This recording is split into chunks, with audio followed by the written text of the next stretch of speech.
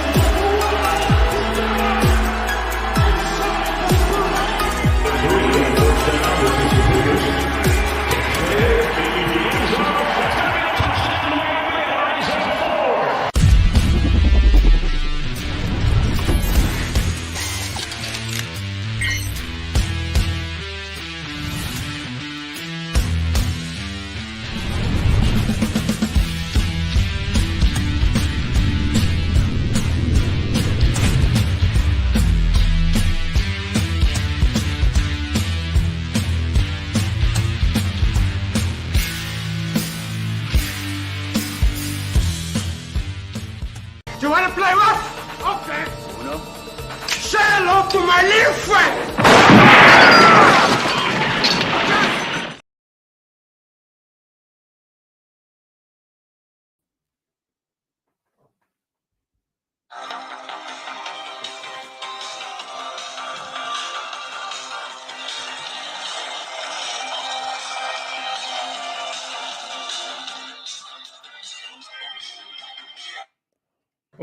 What is up? What is up? It is another beautiful day in Zamunda. How are y'all doing this evening? What is up? What is up? Like Mark said, Mark from the Bills Mafia, I love mock drafts. As a matter of fact, Mark, if you jump up on here, I'll let you do a mock draft for the Bills. All right. What is up, everybody? I hope y'all having a great Saturday like I am. If you excuse me, I'm going to kill the rest of this little joint right here. Not joint, but cigar.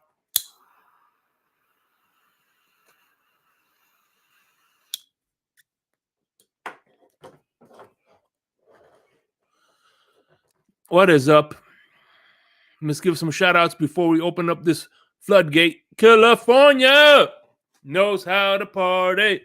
My man California in the building. We got, if I could see the light. I could see the light. What's going on? I could see the light. Scott Jackson, my number one Tua fan. We got Brian Brains in the building. Tua time. Time to grind, time to shine. The Triple OG, Chef Jew, the ambassador of the Finn's Tailgate. What is up, brother? How are you today? All right, we have the newest member of the Wolf Pack. Crazy Dolphin. What is up?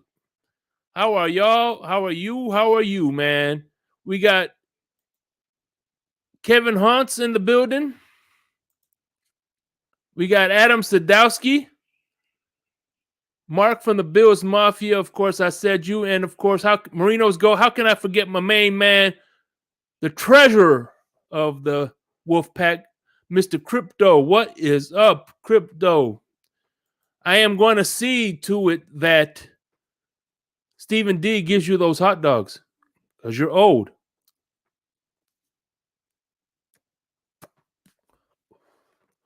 But like I alluded to today, you give me a second. I did a few mock drafts myself. I didn't really pay attention to the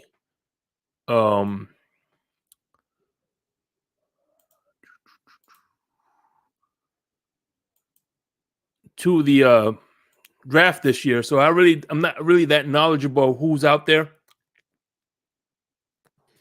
So like I did in years past. Hey, Shake, how's it going? Real quick, I just wanted to drop in. I couldn't help myself. First of all, I had to get in on some of that shout-out action. Kevin, Lewis, Scott, Mr. Paul, California, Money Mitch. How y'all doing? I am not scrolling up, so anybody before that, I love you guys more than the guys I just named, so you don't get jealous. How y'all doing? Everybody hit the poll up. I started a poll. So Shake's got He something to said poll. draft with. He said poll. I said poll. Just so Shake's got something to seed his draft with. The question at the 51 spot: do we trade out? Do we draft a positional need, or do we just take best on board? Yep. So And everybody get your vote in. We got 16 currently. It's a 3-way neck and neck. Positional need is edging out, trade out, and best on board. somebody important is in the building. And that way, Shake's got a place to start with, because he's got to know if y'all want to trade out before we get to 51, before he starts up the draft. Oye, mi hermano cubano, Luis, ¿qué pasa? So I just wanted to put that out there. I'll be back, and I'll be back soon, Shake. All right, no problem, brother. But yeah, that's what's up, man. Yes, rainbows and unicorns. Who doesn't like rainbows and unicorns?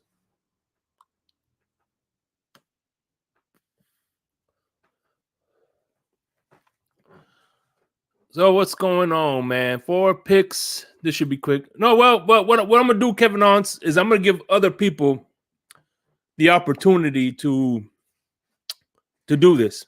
You know what I'm saying? But anyway, I was trying to think of an opening monologue that I would like, and one that I could think of is, excuse me, let me stop screen. We'll get back to that in a minute. Is the last couple of drafts, right? In the last 10 years, I like to do history.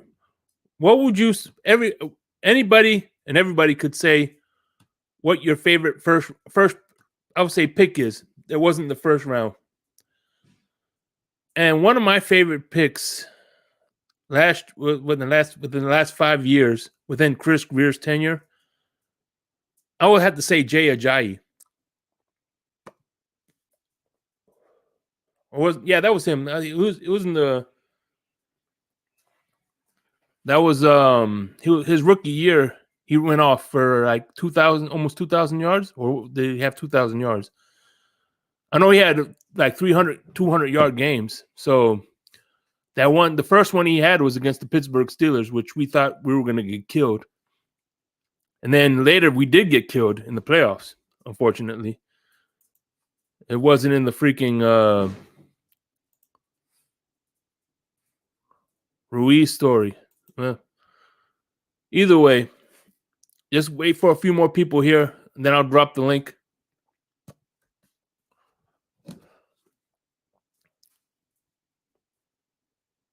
Just relaxing here on a Saturday night, man. Like I said, hope everything is well for y'all.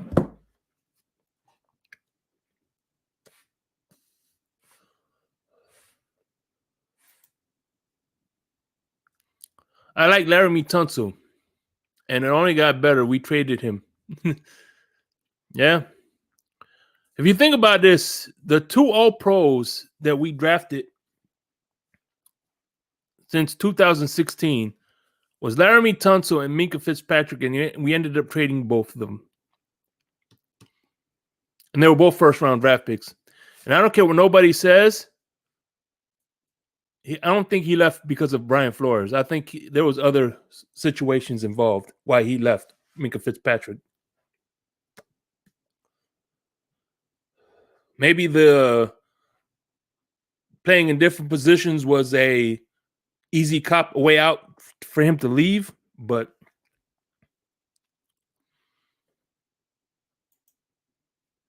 yeah, it was worth the trades. But what about the Minkah Fitzpatrick trade?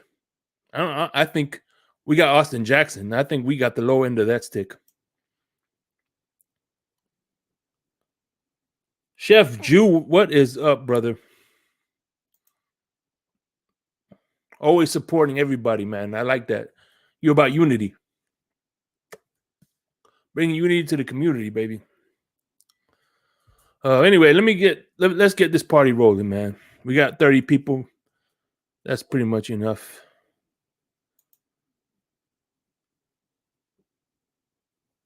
What's wrong? What do you mean? What not good tonight? Hearing? Adam Sadowski. As a matter of fact, Scott Jackson, if you're in the building, let me know if you're in the building, Scott Jackson. Because if you are, I'm gonna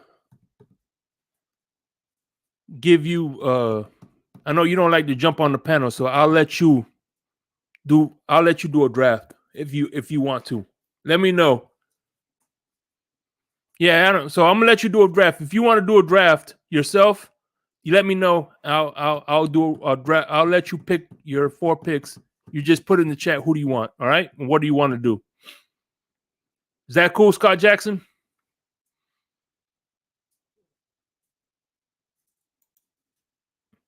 Yeah, we from the Picks with Pick. So you got Mark from the Bills. What's going on, Mark? How you doing, brother? I am doing great, Shake, and you have a great Saturday evening. I wanted to come up with 2 things tonight. First of all, I'll be glad to give you both my Dolphins and Bills projected picks. And at the same time, I like to talk about any team because if you look like me, you might as well be a draft Nick. What the hell? Yeah. So yeah, I got a face for radio and YouTube with my face blanked out. No, I could do all 32 teams if anybody's interested. And if you'd like, I'd be glad to co-host and only respond to people who have a specific question. All right. That's if that's something that interests you. Okay, I'm ready to roll. So anybody want to start? And I'd be glad to go ahead and throw my 2 cents into the mix here. All right. Here we go. Here's what I'm gonna do is I'll start the draft. I can't remember. I want you to keep this in mind when I'm doing the mock draft. I can't see nothing in chat or nobody in chat. So chat, don't think I'm ignoring you. All right. I'll let you do for the first. I'll let you do the Bills pick at first, just for the first. You know what I'm saying? And then we'll go from there. All right. All right. I am projecting for the Bills. Just want to bring up one little point here. I've been doing a lot of mock drafts through Pro Football Focus, and because they have the trades and everything plugged in. I know you've been doing them too.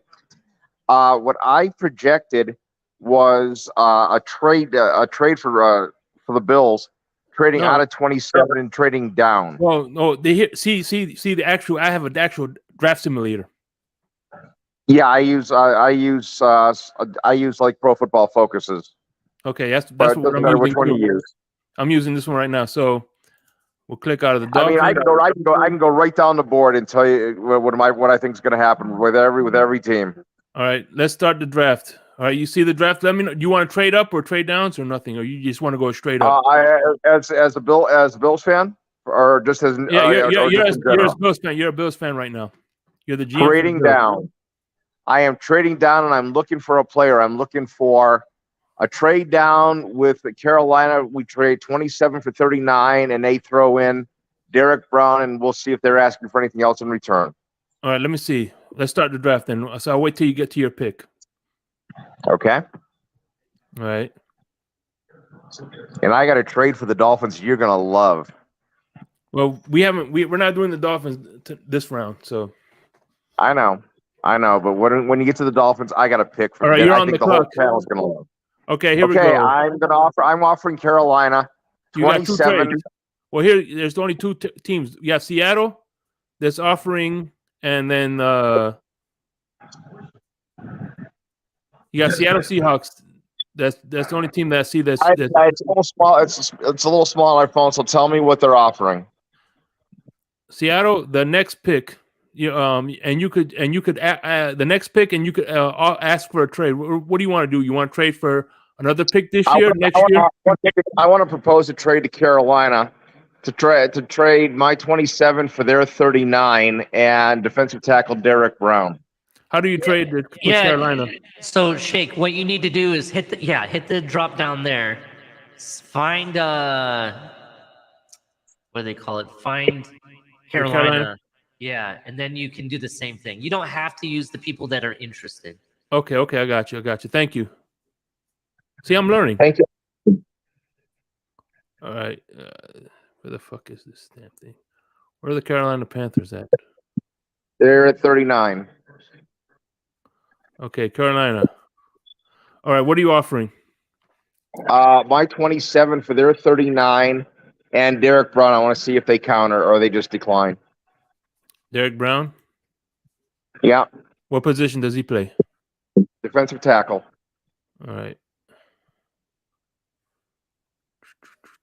6'5", 316, 6 pick in the draft, and I was on a rookie contract. All right. All right. So offered, and you're gonna give him. My 27, and we'll see if they counter with anything. Okay. They're moving. They're not interested. Okay. What about if we throw in our third from next year? All right, third for next year. Because we're getting a compensatory anyway. Nope. Okay, let's take a look at what Seattle's got then, and the other team that's got an offer. Let's see what their offers are. Because I don't want to stay at 27. 27's a bad spot Okay. for what Bill's needs are. Oh, go to San Francisco. I have one more trade I want to propose. All right. Let's go take this. San I'll Francisco. give them 27, and I'll take 99. But I want Brandon Ayuk and Dre Greenlaw. Okay, for what the 27 in the third round, right? For next year? No. A 20. Let's just offer 27 initially for 90. If we pick 99, which means we're moving from the first round to the compensatory picks in the third round, and I want Brandon Ayuk and Dre Greenlaw. Okay. Ayuk is a wide receiver. Greenlaw is a linebacker. Okay, let me see. Ayuk. And they only let you pick one player, so. Oh, okay. I'll take Brandon Ayuk then. And did they? Nope, they didn't. They didn't. You're still on the clock. They declined. Okay, let's go to Seattle's offer. Let's see what they're offering. Okay, let's go Seattle.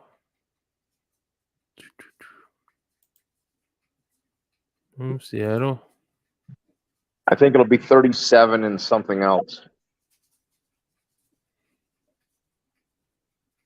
All right, you got Seattle and Chicago. Okay, Chicago's probably offering 53 and 61, if I remember correctly. Yeah, they're offering the 30. So they'll give you the 37th pick, Seattle, which is Denver's. Seattle 37th pick. Yeah, and what else? And what else do you want? I want their next pick. 37 and 52. I'll take 37 and 52 for 27 straight up. All right. Nope. Give me that additional second round pick. Give you a what? Actually, if I'm getting 37 and 52, I've got 3 second rounders. So how about 30? They want to do 37th and select the player. You want to select the player? They're going to be 37 and a player or 37 and a pick. 37 another pick for next year or this year? I want one this year. Okay, how about 83? I'll take 83. Okay, they want 37 and 83. They took the trade. Beautiful. Okay. So resume draft.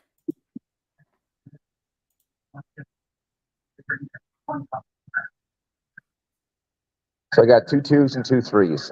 I'm sitting in good shape. Like I said, keep in mind in the chat that I can't see the chat right now, so please don't think I'm ignoring you. All right, you're on the clock. All right. I had 37. I want Mazzie Smith. Mazzie Smith, what is he? Michigan. What is he? He's a defensive tackle from Michigan. Okay, there he is. Mazzie Smith. All right, we drafted. All right.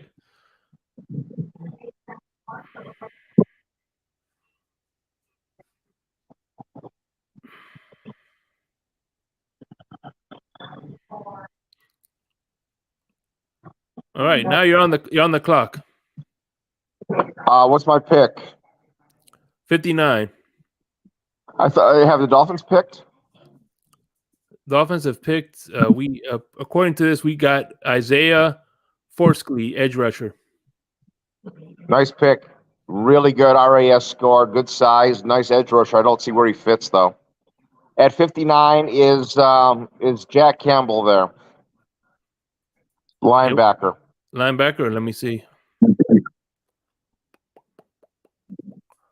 I'm just getting used to this thing, so please be with me. Yeah, it takes a lot of use of these draft simulators. All right. Pretty soon I'll be by this time next week. I'm gonna do another one. I'll be zipping through. You'll be a pro, man. Yeah. No. Jack Campbell. It's Okay. Dorian. Give me wide receiver Marvin Mims. All right. Wide receiver. Uh-huh. Right. Let me see. Insurance. Marvin Looks Mims. like It is Oklahoma. Yep. All right.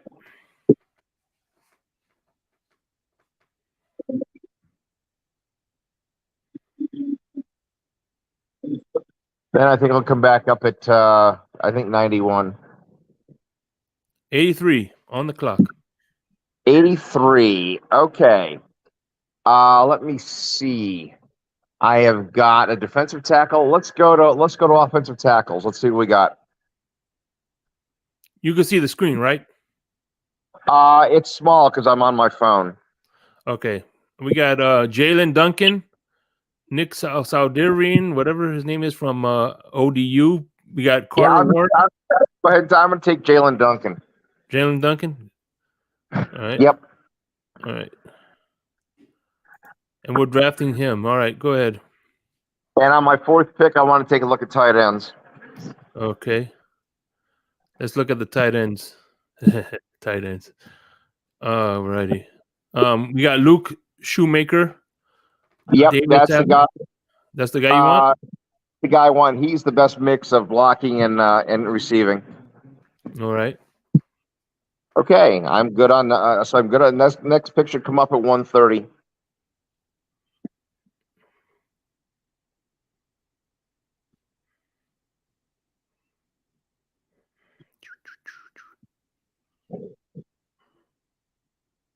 All right. Now you're on the clock. What do you want?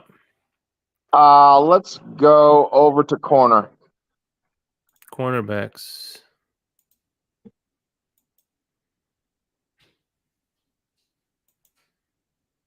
All right.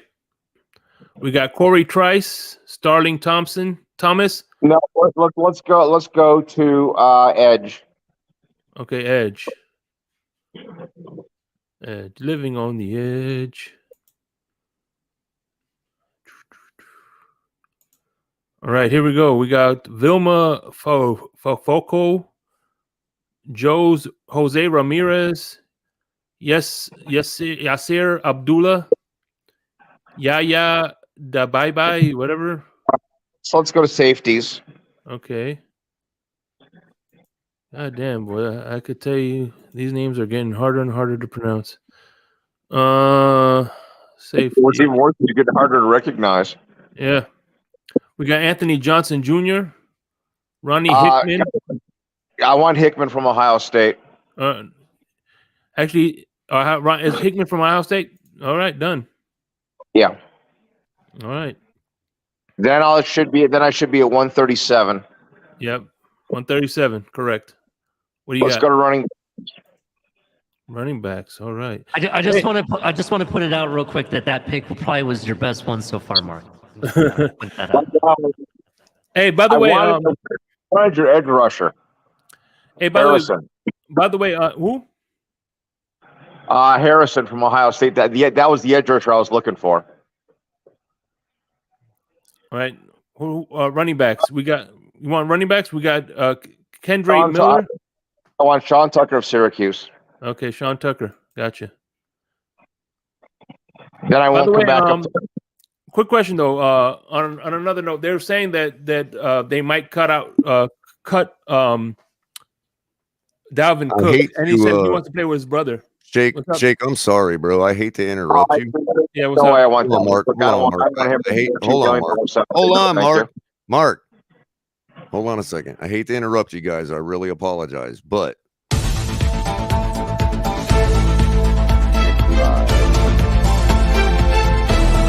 little old. Still breaking news.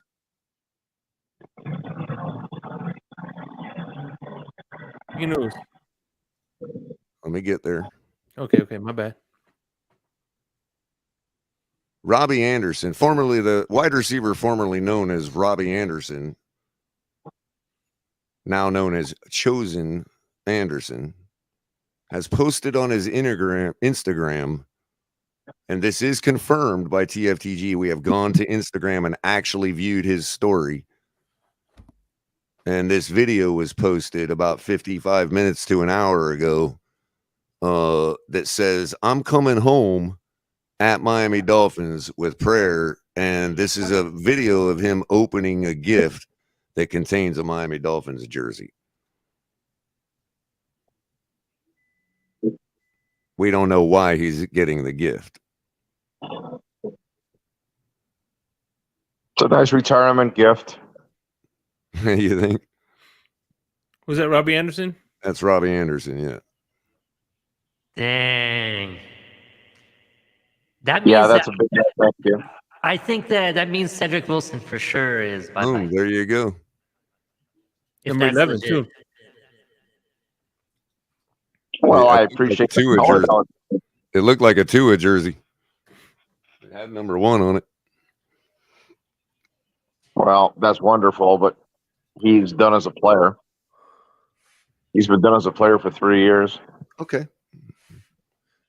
But I had to inform our audience of the fact that he posted that. No, Yeah, it's Miami Dolphins.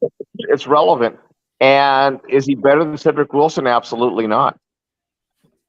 Would I get rid of Cedric Wilson so I could put Chosen Anderson on my roster? No, I would not. I'd rather go get Will Fuller. At least he can run. Can't catch. Can't play. Get on the field, but at least he can run. All right. So back to our normal scheduling program. I think we were going to 205 if I remember, and then I'm done. That's the last of my picks. Yeah. What do you pick? What are you picking? Let's see. What do I want? I got a running back. I got a wide receiver. I got a tight end. I got a defensive tackle. I got an offensive tackle, and I got a safety.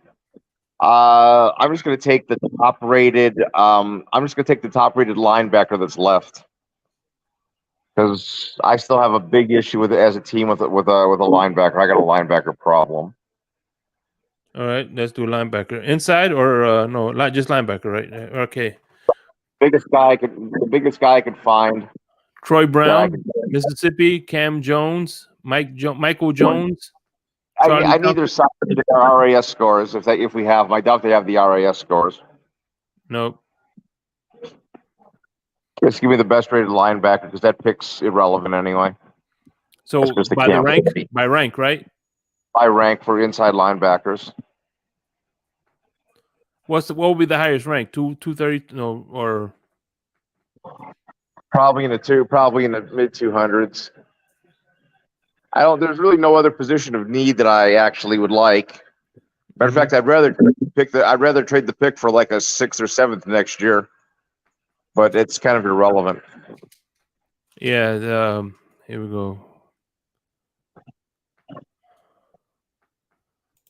We got the Troy from Ole Miss. We got Cam Jones from Indiana. Michael I think Jones. he's small. If I remember correctly, Cam Jones is small. Michael Jones from Charlie Thomas from Georgia Tech. I can't see anything on screen, so I don't know what we're looking at. Aubrey Miller from is your screen share working? Yeah, it's working. But thing about it is, I can't control it from. Oh, my bad. Hold on, I forgot to share the screen. Gotta add that to the screen. Okay, you got it. I see it now. You see it? There we go. Let's go to all. Let's see what the best players are. that are left. Let's see if I can get something of value. Okay. Here's all. Okay, go down, go down. Let's take Wheaton. Wheaton. Bryce Ford. Yeah, that guy's got potential. He's a size speed guy as a wide receiver. Let's see if he can make the practice squad and see if we do something after we get rid of Gabe Davis at the end of next year.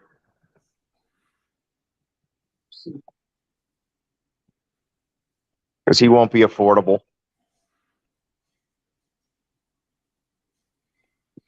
He'll play his butt off in Buffalo, have a great year, and make himself unaffordable.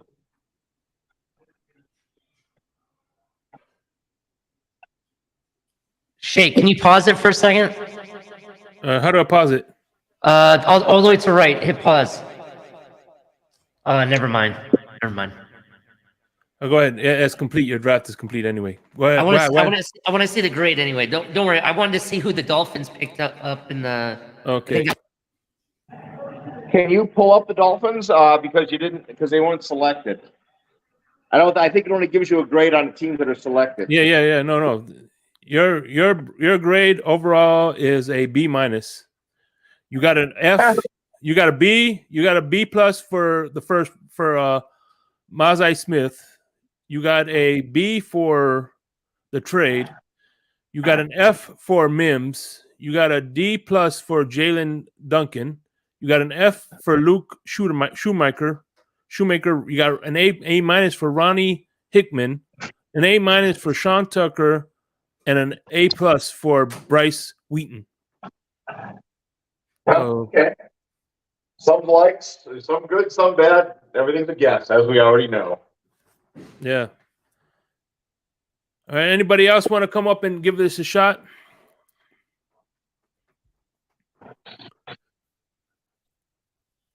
So, is that what you really? What would your more realistic? Is that what do you think would be the more realistic first round for you guys?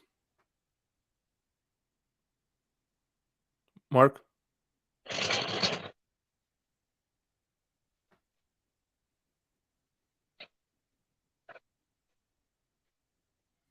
You there?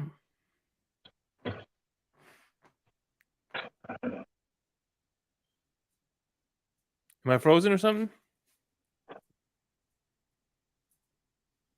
I think you're not frozen, bro. I think he's just too shocked that he got F grades on 2 of his.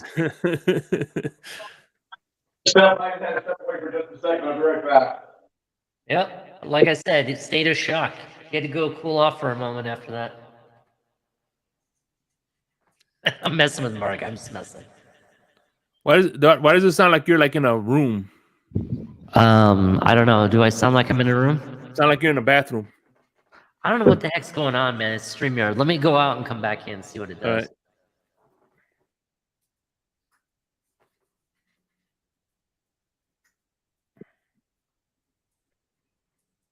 Hello. What's going on, man? Y'all join the party. No. I'm talking to everybody else here.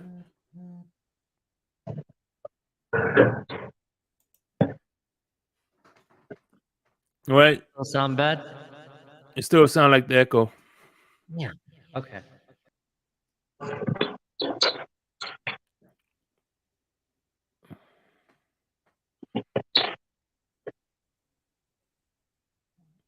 All right. You know what? Since nobody's up here yet, can you hear me, Mark? I can hear you. All right. I'll let you do one for the Dolphins then. Since nobody's up here. I would love to do it for the Dolphins.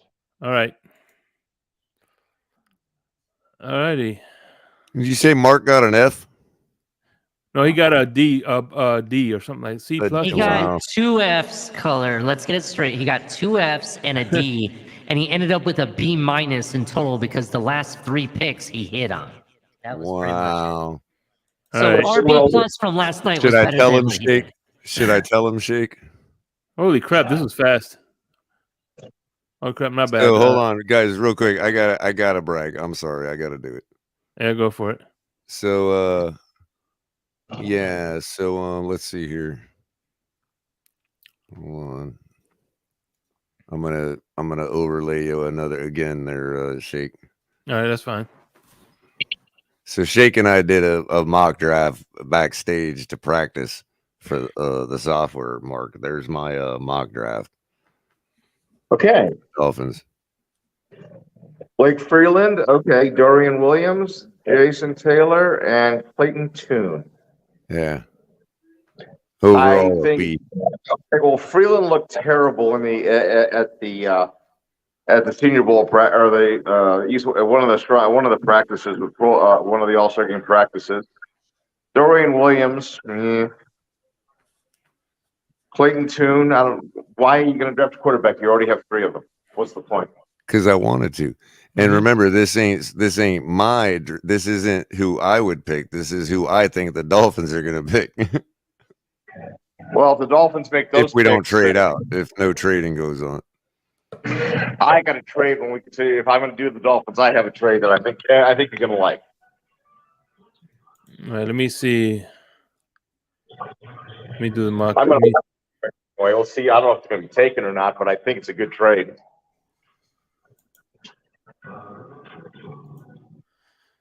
Damn it! Resume draft. How do I redo? How do I reset the draft?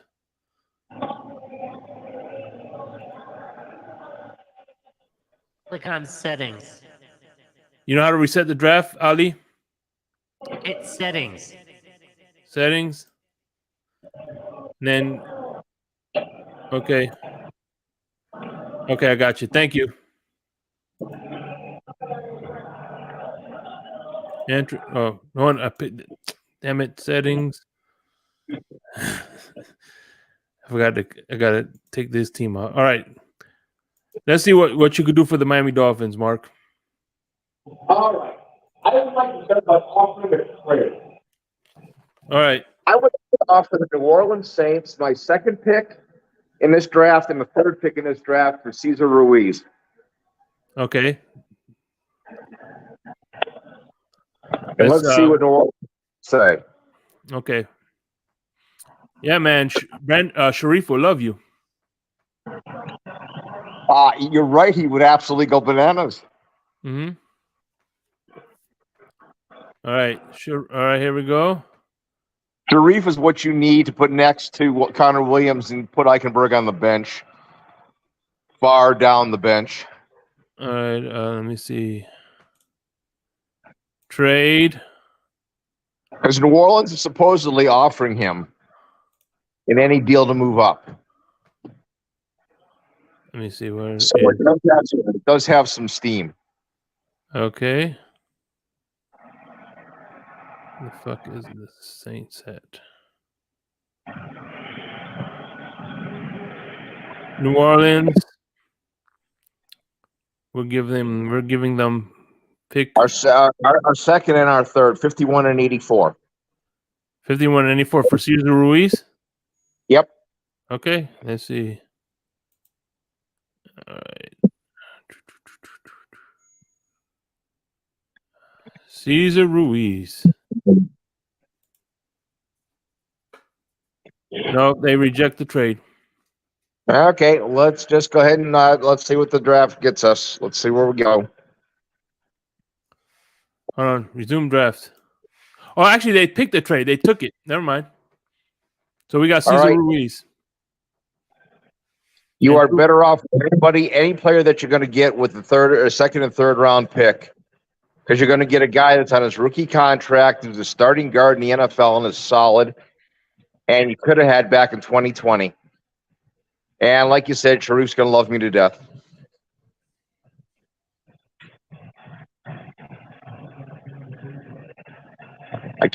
Let me see if I can see the chat, because I should be able to bring up the chat for my comments.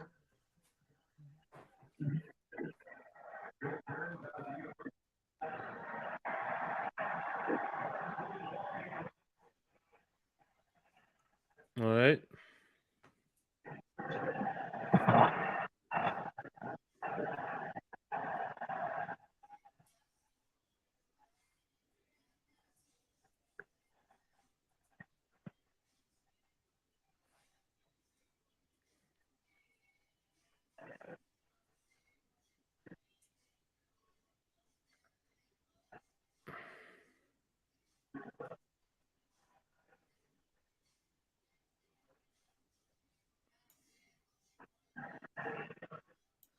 I love the folks on chat saying that Anderson's so much better than Wilson.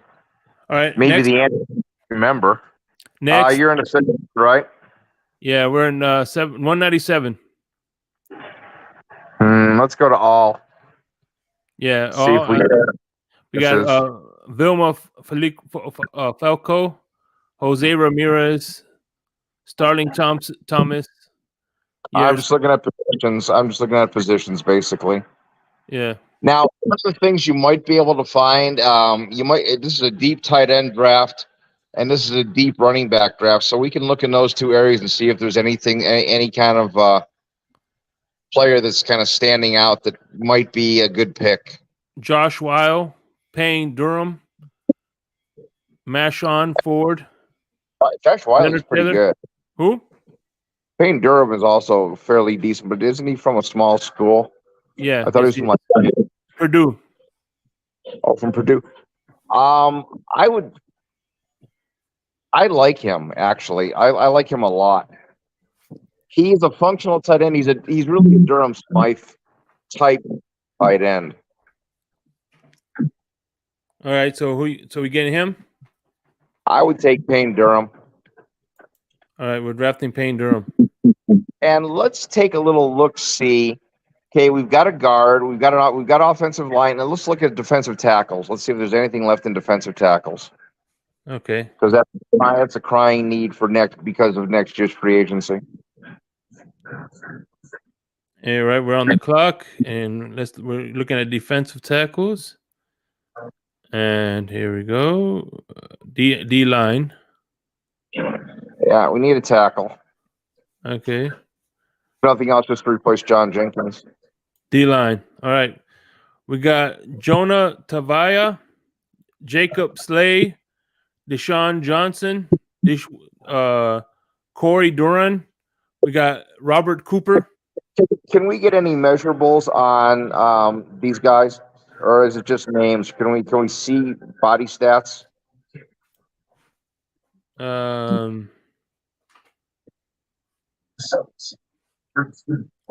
We got stats. Yeah. What's the height and weight on the first guy that was available? Ali, do you know how to do the immeasurables on this?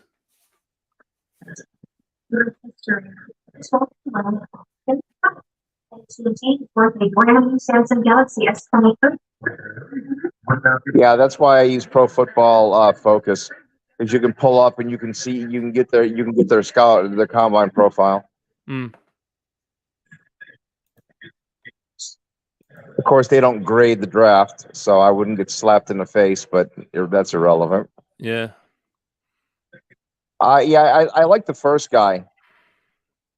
Javon Tavai from San Diego State.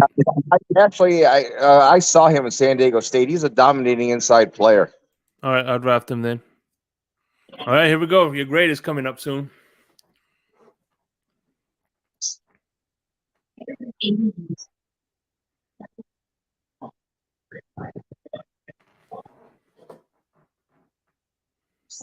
I wonder if they're gonna actually grade Ruiz and the trade.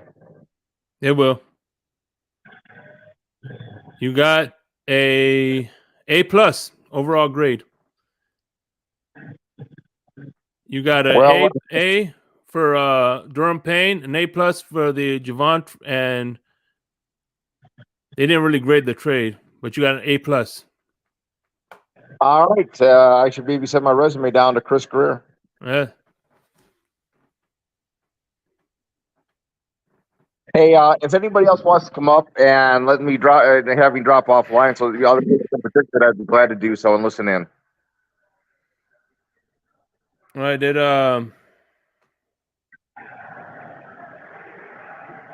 does anybody, even if you don't want to, you could just tell me, if you want to participate in chat, then I could ask somebody to actually read me the comments.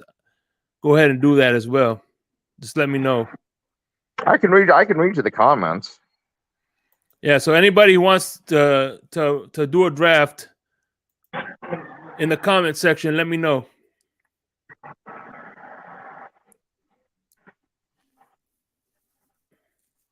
So the thing about this mock draft is like I said, the Dolphins. I haven't really been paying attention to mock drafts because since we only have 4 picks, it's like, why bother?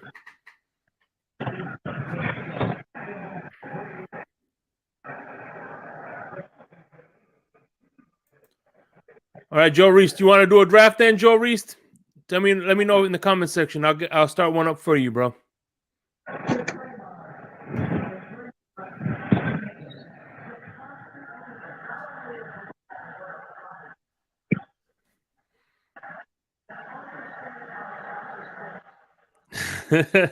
Here we go. Here's a comment. Mark is a horrible GM, Lewis. I just got an A plus for the Dolphins, Lewis. Give me a break.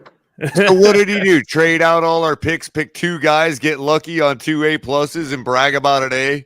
Really? Hey, we got Cesar Ruiz. At least Sharif is Wow. gonna be happy. Okay, Sharif. Hey, all right. So Joe Reese is gonna do this draft. So if you could read Joe Reese, as a matter of fact, I can see. I would be glad to. Joe Rist and Joe Levesque. How you both doing? All right, Joe Reese. I'm starting a new mock draft, bro. This is just for you. All right. So I need your help in the comments. So all right, enter draft. All right, here we Color go. is the man, you know. Here we go.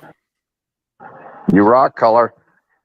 They asked. I'm sorry, Mark. They asked, bro. I had I to. got no problems. I got a face for radio, man. Of course, Lewis can't even stand in the shadow of Mark. Trade Noah and 51 to the Saints for 40 before it starts. All right, here we go. All right, Joe, you're on the clock. What are we doing? He wants to trade Noah and 51 to the Saints for pick 40. Mm-hmm. Well, it's So, too late now. It's too late now. Oh, okay. Sorry, Joe. You know, Mark, it's funny you made fun of my quarterback pick, but that was actually something I got graded. Okay, never mind. You know what? I'm gonna do that now. Hold on. I'll cancel it. Hold on, Joe Reese. I'll do it again. Let me see. That's what he wants to do. Okay. How do I sound now? Am I still echoing? You're beautiful. Okay. Yeah, you're looking good, Ollie. It's Ollie. It's Yeah. When in doubt, just like restart Dan the computer. Marino. Yeah. Okay, we're gonna start the draft now. Pause the draft, right? All right. Yeah, trade offer. So how do I trade? So do I go to the team? I think so. Yeah. Okay. All right. Hold on. Let's see, Philadelphia. Where is the New Orleans Saints? The Saints. We're gonna get 40, and we're going to trade 51, and you trade no Igbenogany. By the way, you're hurting my feelings with this trade, but oh well. I'm sorry. We're sorry, Shake. All right, resume draft.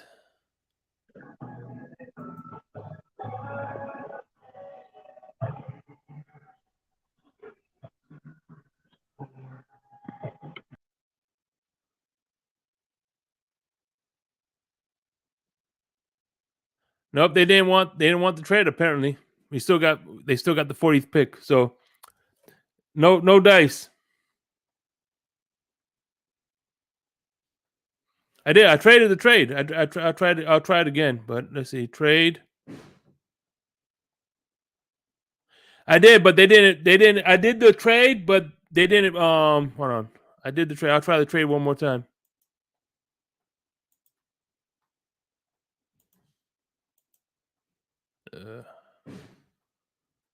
See.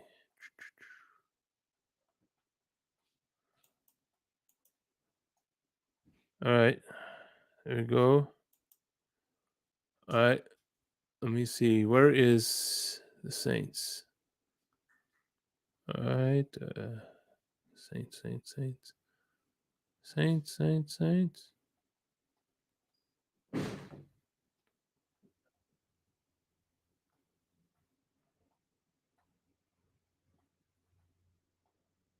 All right, here we go. Pick 40. We're going to give him 51. and we're gonna give them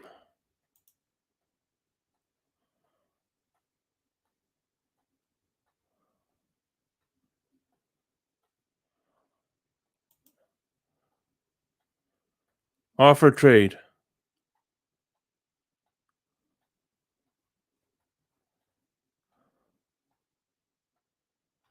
No, they rejected the trade. They rejected the trade, Joe. Add an additional pick. Which pick do you want to add? Let's you know what? Let's do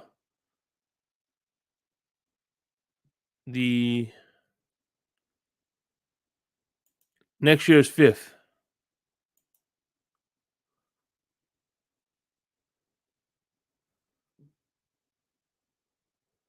Damn it.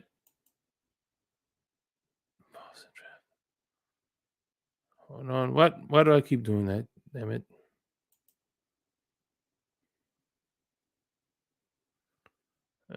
Crap. Sorry about that. Try one more time. Because they wanted the freaking damn it. All right. Saints. Son of a biznatch. Anybody there? We're here. Mark's in the back. Did you need to bring him up? I don't know. It don't matter. Who else is in there in the building? Me, you, Mark. That's it. In color. All right. Let me see. Where the hell are the Saints? Freaking Saints.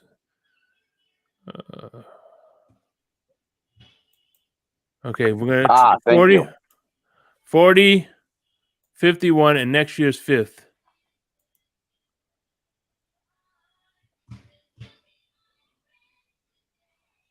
Oh yeah. Oh, I forgot. My bad. And I forgot to add. You probably have to give him an additional pick to get him to take Noah, so they can cut him.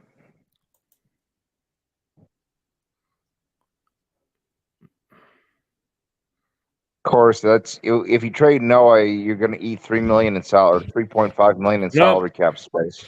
Looks like they're They're a hard no. You could force the trade if you really want to, but the reality is I've tried trading Noah and no one's biting. On every scenario I've done, it's failed. You got a better chance of all trading right. 41 for 40 for 51. We got that. They approved. We're at number 40 now, Joe Reese. There you go. We're up to 40. So who's your first? All right, now we're gonna start the draft.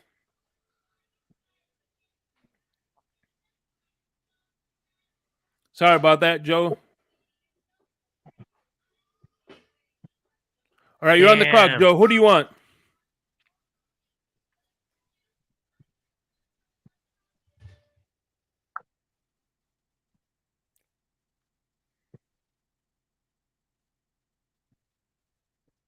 Who does Joe want? Does he say? Did he say yet or no?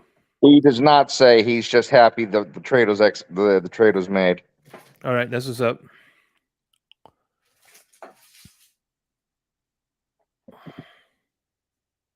What do they have? What do you have at defensive tackle, and what do you have at guard? Or Keep at scrolling. either guard or a right tackle.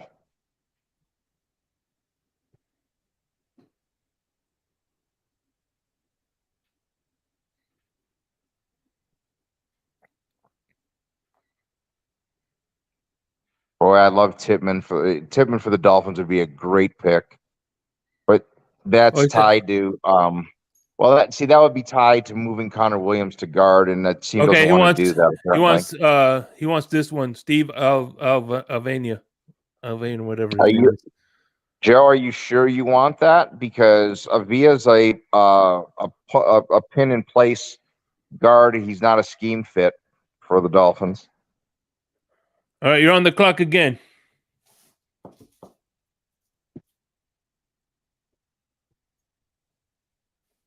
Caller, we need breaking news, apparently, to Joe Levesque. I don't want Eichenberg. All right, who's your next pick, Joe?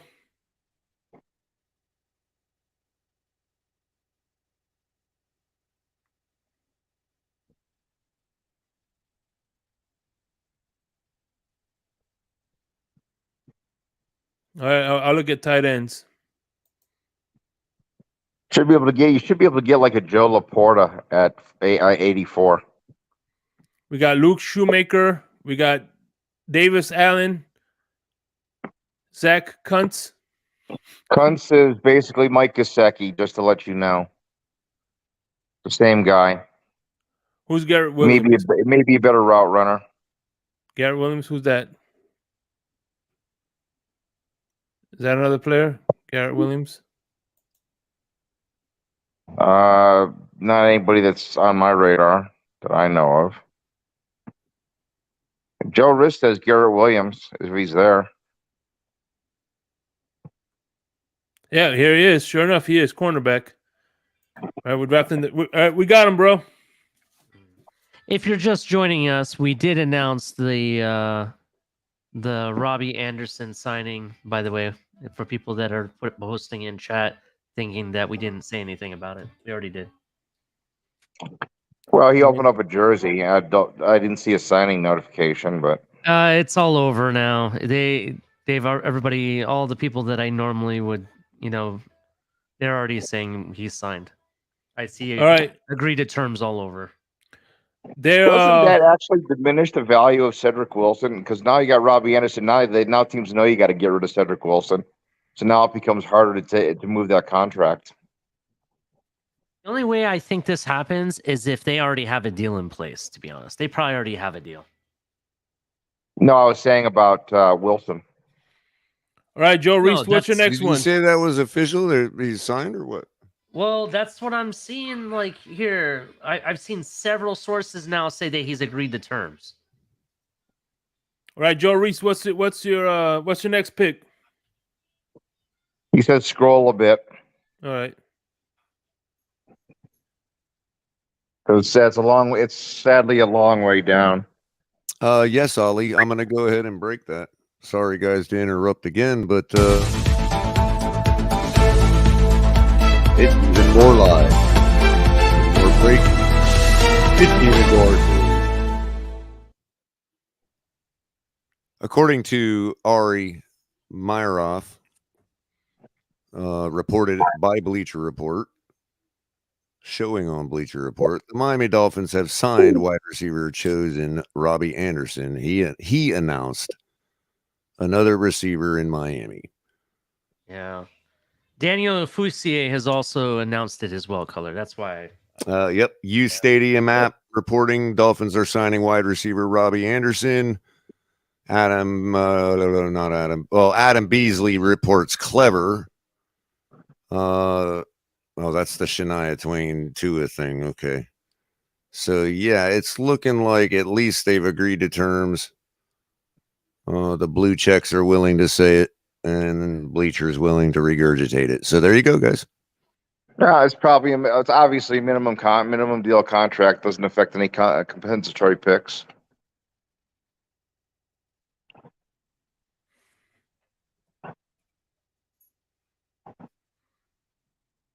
East Michigan, you want the defensive edge for East Michigan? He says he's looking for an edge. From the one from Miami, right? I think so. Yeah, Ramirez.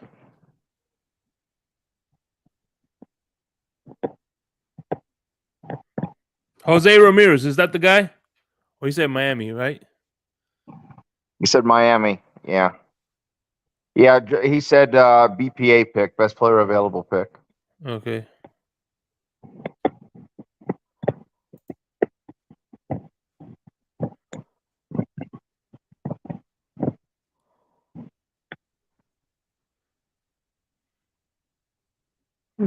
Okay. Ramirez. It is. Duke was asking, is Anderson any good? He hasn't been the last 2 years.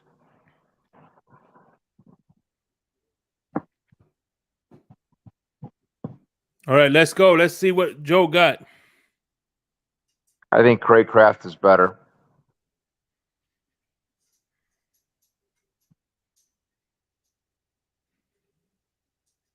Actually, I think Wilson's better.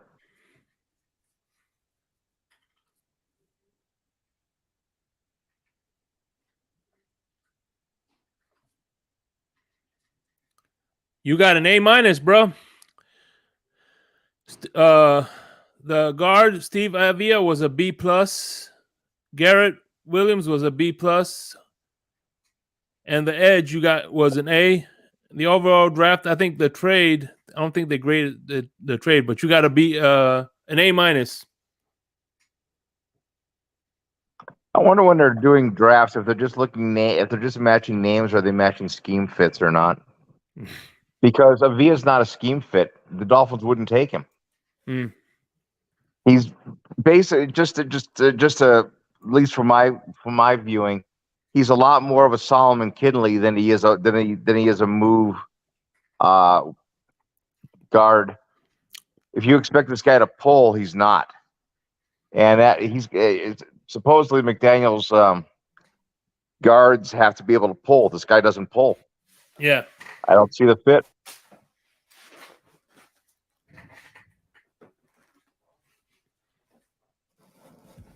But on another piece of news, did you see that the Quinton Williams may be asking for $23 million a year just to be right under Simmons? Yeah, the guy from the Jets. Yep, and if that's the case, if that's the money that he's asking for, then it's going to be $20 million for Wilkins. That's not a good piece of news. All right, all right. Anybody else want to give it a shot? Let me know in the chat. Just put me in the chat now. Acknowledge you, and then we'll get this thing started again. Oh, wait a minute. Joe Levesque is saying, okay, let me just try to find all of his messages here. But he was saying, and a third for Wilkins. He must be meaning a first and a third.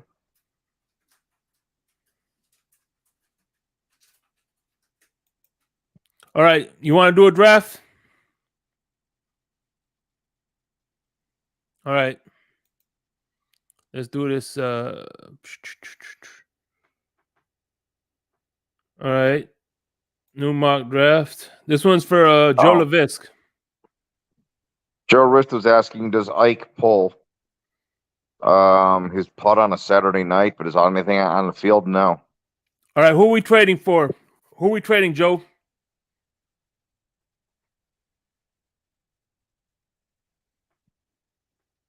All right, you want to trade Tua for Lamar? You can't trade Tua for Lamar because Lamar's a free agent. Let's see. Trade with the Lions. They need defensive help.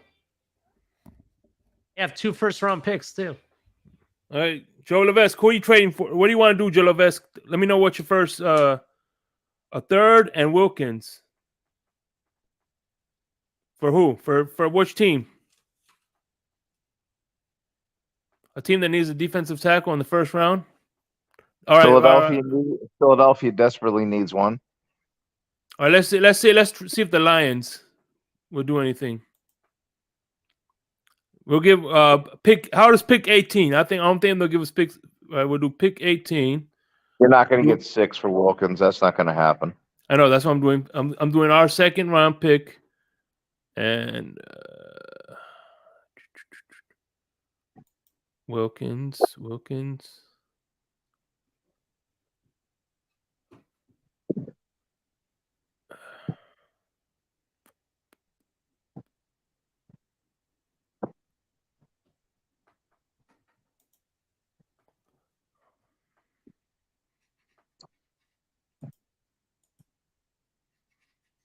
You could also go to the Chargers at 21. The Chargers could definitely use a. So Joe Levesque, we got the 18th pick.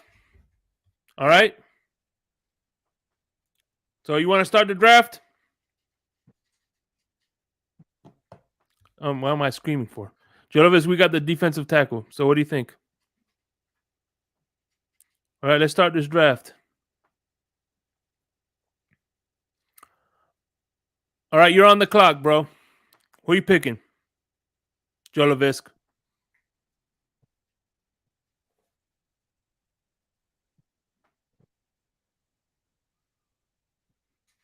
Who? All right, Joe LaVisc. I'm waiting for your pick, so let me know. I don't have it yet on comments. Okay, I actually I'm back in comments now. I'm gonna switch back and forth. So, Okay. all right. Can see. Oh, that's just not a. Oh my, Slide that's up. not good.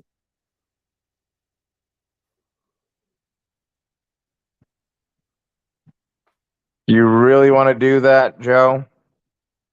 What's that? Well, you're going to get a 6'1", 280-pound defensive tackle with short arms. I don't care how fast he is. He's not Aaron Darnold, and Well, you're that's losing that's 40 pounds that's of Joe weight in the Reese, middle. but that's not Joe LaVisc that's picking that. That's No, Joe Joe Reese. Levesque. Somebody, I thought he just said. Slide up. So what do you want? Who do you want in the 18th? Oh, that's right. You're right. I'm sorry. That's okay. Is there a position that you want, Joe LaVisc? Let's see who's on the board.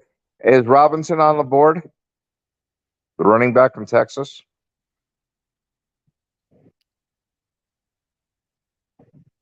The running back. Yeah, from Texas, because he's the only comparable guy that I would trade in the first round for Wilkins. Bijan Robinson is on there. Take him if he's there. You want take Bijan him. Robinson, Joe LaVisc? Or Jeremy Gibbs. Let me know which one you want. You want Bijan Robinson? He's available. You already have Jeremy Gibbs. He's called Raheem Mostert. Mm-hmm. Yeah, but that's Robinson's a game changer. He's the one guy in his draft. Matter of fact, he's the only guy in his draft I would trade for Wilkins. Oh, Joe LaVisc wants Robinson, so Bijan Robinson. Yep. All right, What you sacrifice on defense, you gain in offense. That's a good deal. That's a good deal. And knowing this simulator, they'll probably give him a D for that pick. Well, now you're gonna now what you're gonna have to do if you did you keep 51 or did you no, trade we 84? had to trade 51. We traded 51 and Wilkins. So wow, we're the 84th pick. Now you're down to 2 defensive tackles on the roster, and both are free agents at the end of next year. That's what next year draft is for. We have more picks. So who do you want, Joe LaVisc? With the 84th pick.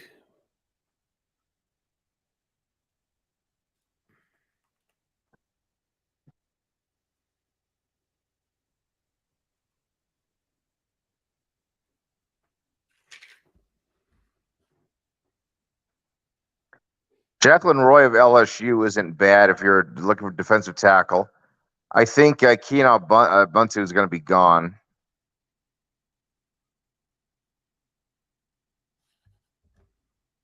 The guy that you had out of Florida, I think was it Gavin Dexter? He'll be gone. All right, all right.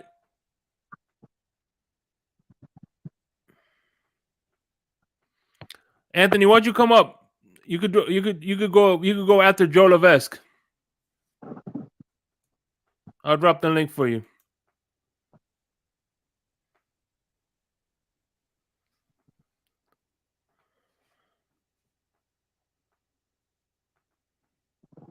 Okay, I hear you. But after Joe LaVisc, I'll do one for you. But after Joe LaVisc, though, who are you picking? Show me the tight ends. All right, I'll show you the tight ends.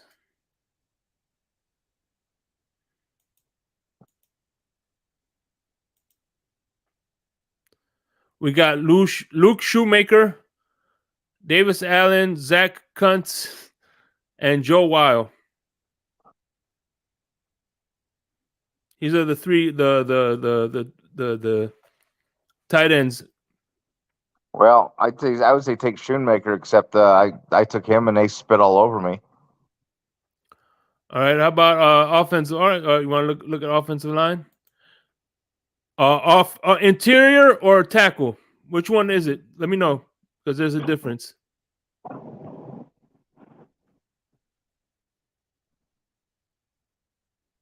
Let's look at tackles. We got Juana Morris from Oklahoma.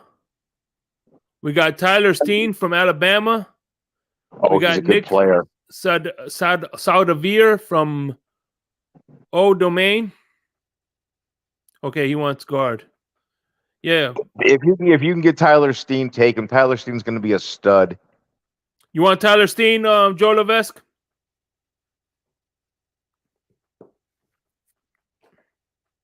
Let's wait for his answer. I got to remember too, I'm on a delay. So Right. Tyler Steen is going to be a really good player in this league. okay, show me. He wants to see center and guards. All right.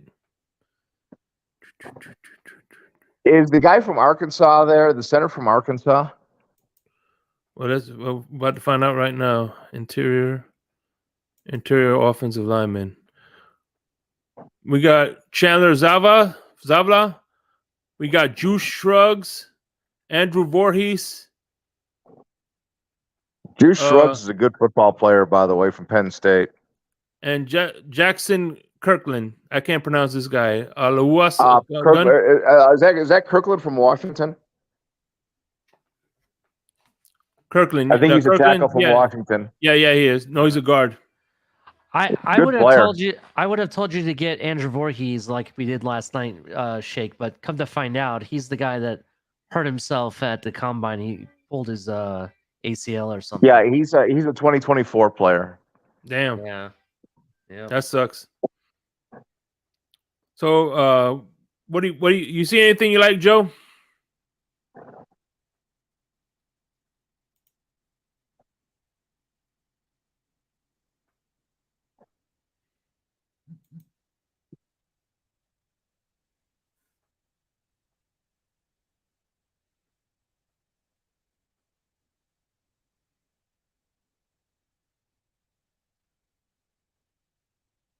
Okay, he wants Steen.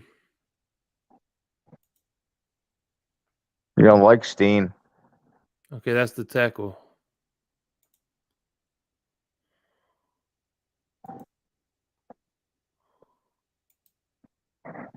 Bye-bye, Austin Jackson. All right, we got Steen.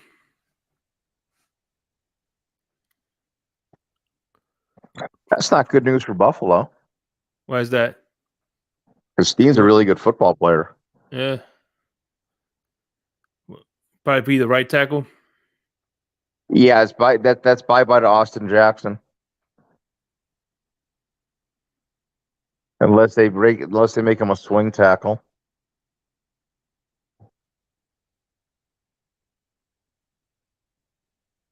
All right, your last pick. When you get a chance, you should look at Steen's measurables. Oh yeah, he's huge, and he's got great raw athletic scores. He's going to be a real talent in the league. All right, Joe. Who you got next?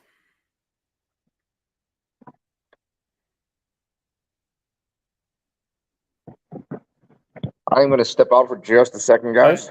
I am looking at the comment section now, so.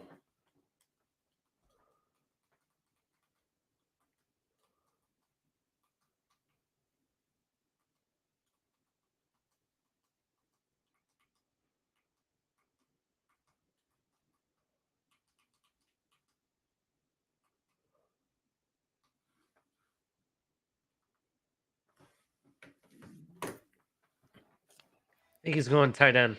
Tight end? All right, cool. All right, tight end. All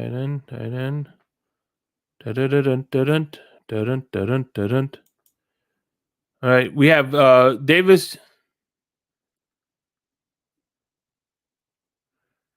I'm here's a look at all four top tight ends. We have Davis Allen, Josh Weil, Payne Durham, and Marshawn Ford.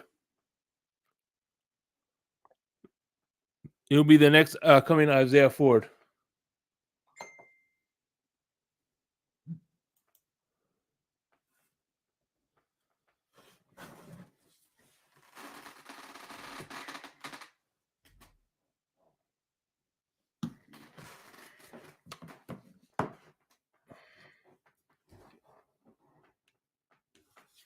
What's David's size?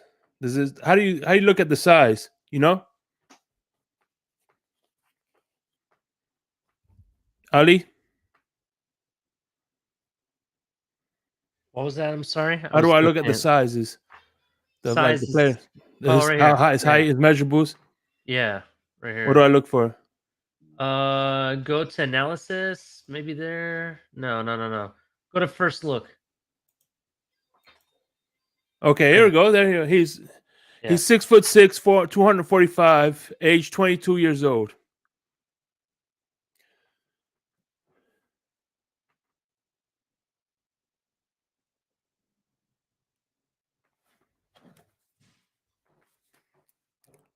Do me a favor real quick, Shake. Go back to the tight ends. I just want to make a recommendation if I see the kid. See if the guy from Purdue's there. All right, let me see.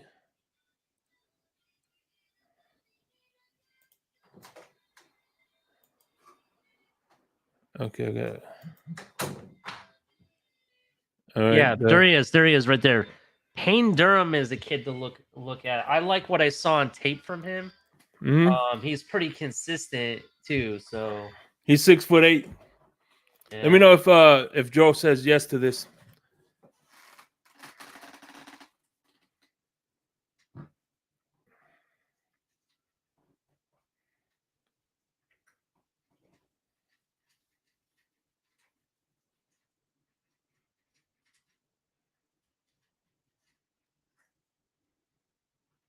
He says in Ali we trust.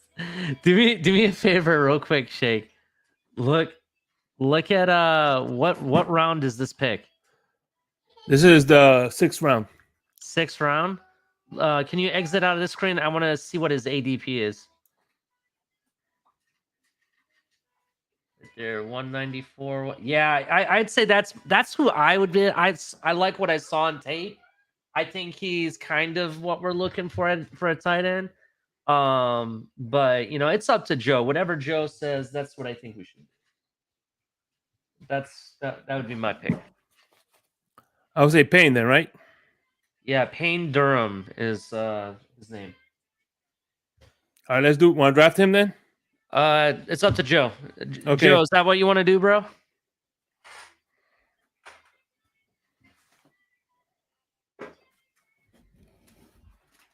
He said Payne is good. Do it. All right. No pun intended. Mm-hmm.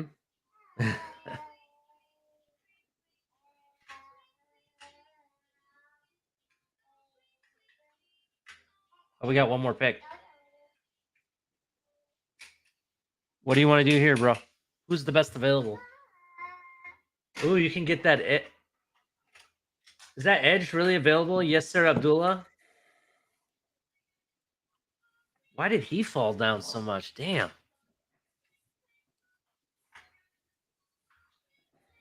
Shake. What's up? So we got one more pick here, 238. Mm-hmm. Let's see who's available. You got Yasser Abdullah. He's the 138th ranked player in this, or prospect, I guess. Who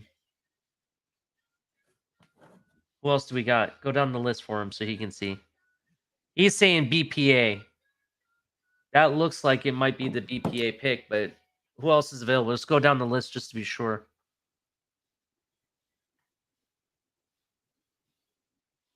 Clayton Tune.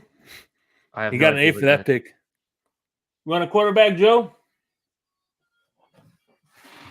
Do you want a quarterback or BPA?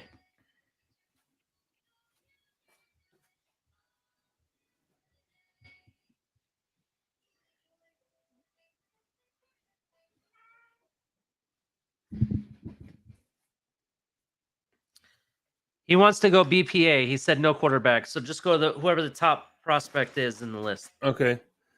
Which I believe was Yasser Abdullah, the edge rusher. All right. And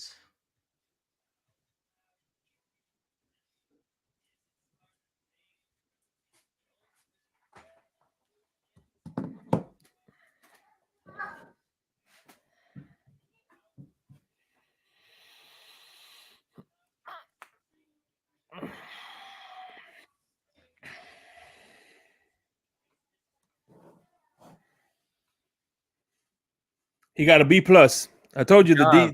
D. What Look, A sucks for is the that. Bijan. I think Bijan should have been a freaking A plus, man. Yeah, but 18. I think they have him going around the 20s, bro. Like the mid 20s, 25, 26. I think that's where they're gonna give you the A for him. But that tight end I recommended, we got an A for. So I think that was a good pick.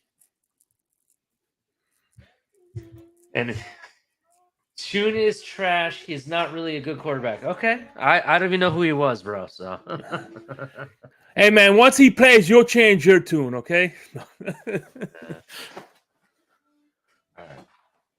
All right, Anthony. You're up next. So keep Anthony in mind. Anthony said he wanted to do next. So all right. Shake, I'm gonna step in the back. I gotta do something for my kid real quick. Okay, all right, cool. Anybody come up? Oh, just come up real quick.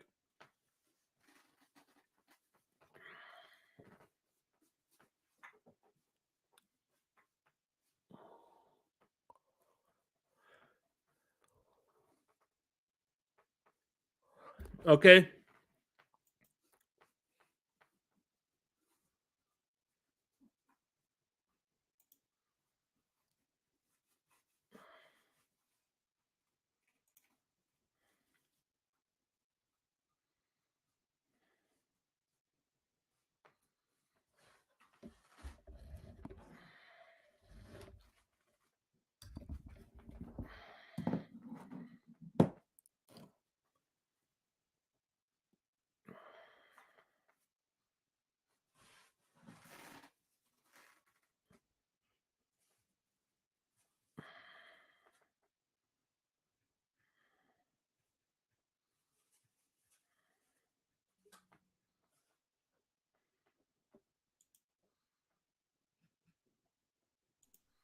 Mr. Miami, what's going on?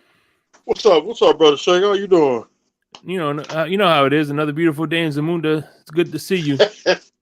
Now I'm just sitting back chilling, about to go smoke a cigar and drink some more beer and call it a night. You want to do a quick draft? Yeah. All right. Let's do this thing. I'm starting the draft. All right. Before I start this draft, do you want any trades you want to make? I would trade number 9 Norm. The 9 pick Yeah. for the Bears. So it's all right. So let's get the trade going. All right, trade. All right, Chicago. All right, number 9 pick. What are we giving them? I would give him I'll get him like a next 2 draft picks next year. Which ones? The first, second, third. We have a first, second, fifth, sixth, and seventh. For a 5th. A 5th for next year, last year. Yeah. And what else? The first. I give him 2. I give him this year 5th round draft pick. Okay, this year's 5th. So that 4th, second, third, 4th. Okay. And next year's draft pick. Which one? Number 5. Number 5.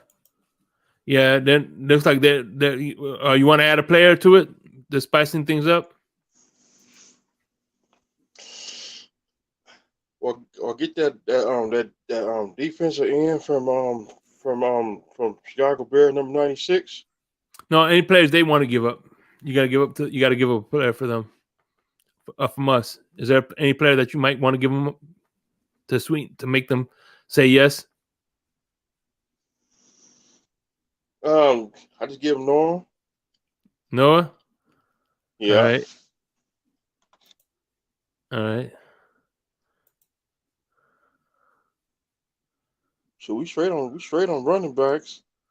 No, they're not gonna accept this trade. We give them not even for the first. Damn. I guess we just got to cut them. We just gonna have to.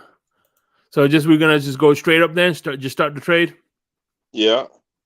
I mean, start the draft. We'll start the draft. All right.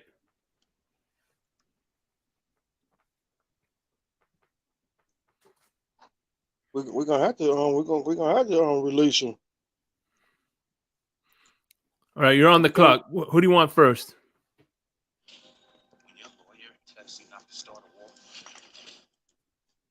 What position you looking at? We have best players available as the top four is the quarterback, Tanner McKee. We have the linebacker, Dylan Helen. We have the edge, Tulai Tulapupu, and then Sam Laporta, tight end. I get that. Get a new tight end. The tight end, Sam Laporta. All right. Yeah. All right.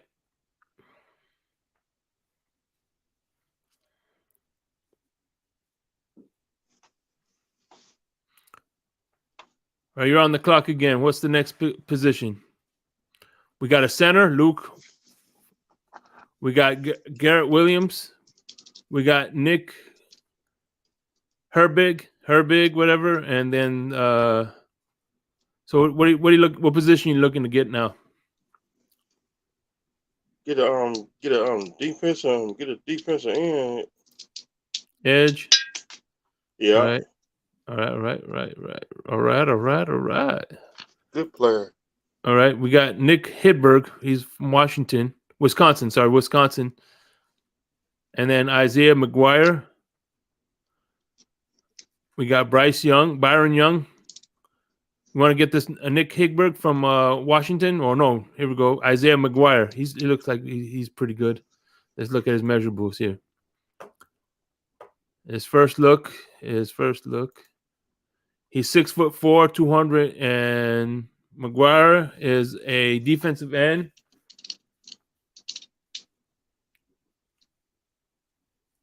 An 81.9 point on the pass rushing, so he's a good pass rusher. Want to draft him? Nah. Okay. Okay, how about all right, here we go. Nick Herbig, whatever however we fucking pronounce that. 6'2", 240. He was a junior, 21 years old.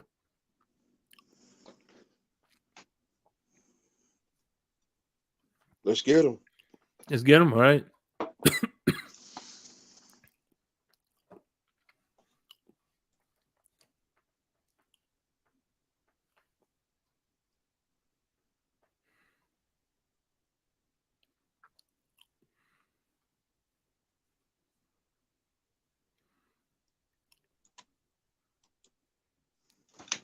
All right, here we go. You got what position you're looking at now? Get another Edge. I said linebacker. Oh, linebacker now. All right. From Alabama. No, ain't no good from Alabama. Let me see. We got they don't see one from Alabama. The closest one from Alabama would probably be we got Troy Brown from Ole Miss. Let's look at him real quick. Troy Brown, first look. He's 6'1", 220 pounds. That's kind of like he's kind of like Jerome Baker measurables. We got Cam Jones. First look, he is another 6'1" linebacker. He's a senior though.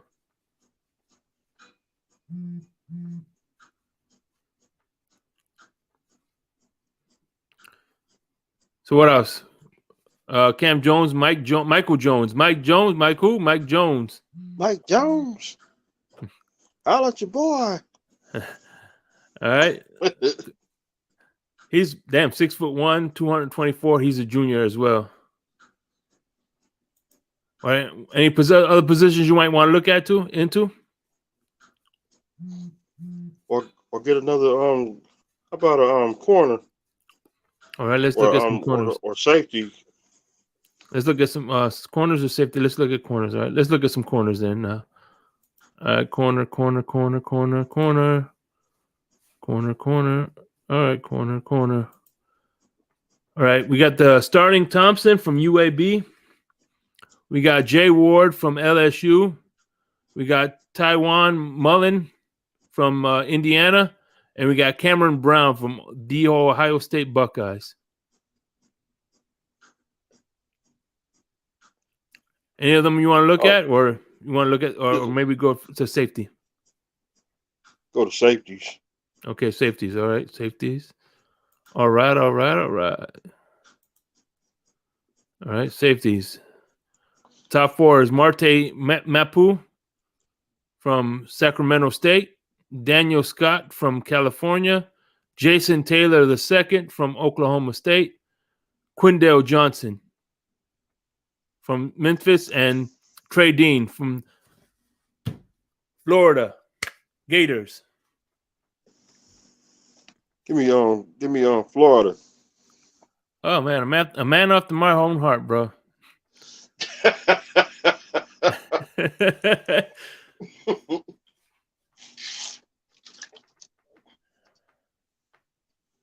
Now I got to toast the Hennessy to you, bro. All right, and the last player on the clock.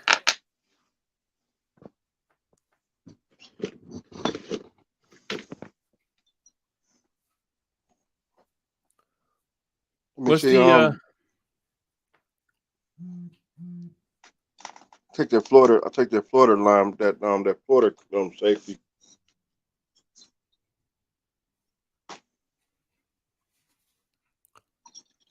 Florida safety. Yeah. All right. Anybody else?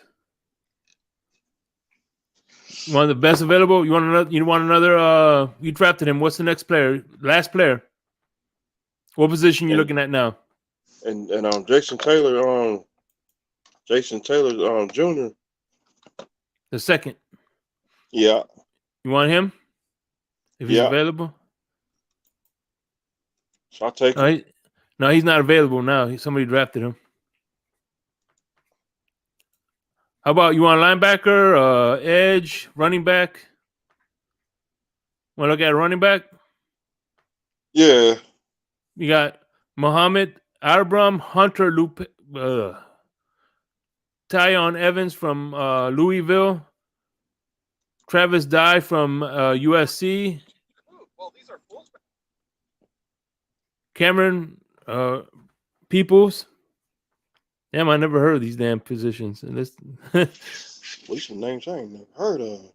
Yeah, no. All right. Let's look at some QBs. We got Clayton Tune, Stenson Bennett, Tyson Bagat, Max Duggan. Stenson Bennett from Georgia. He's pretty good. Book him. Book him? All right.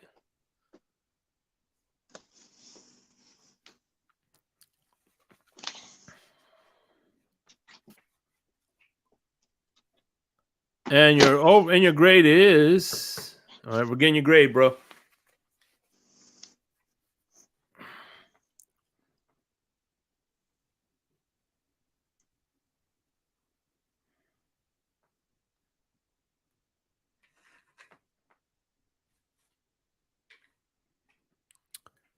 And man, you got an A.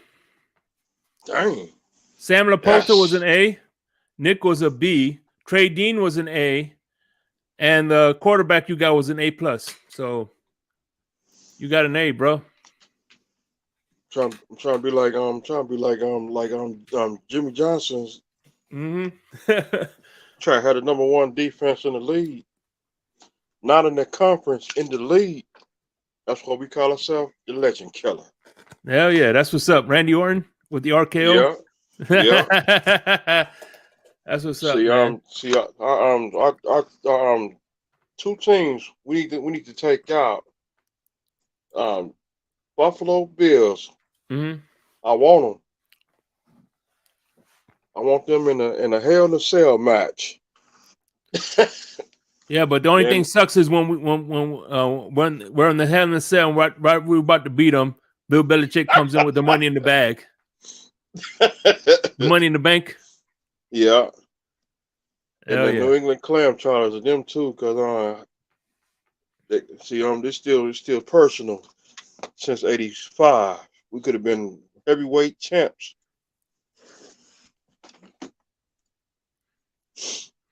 Hey, Crypto, let's see what you got, bro. Hopefully you could join us.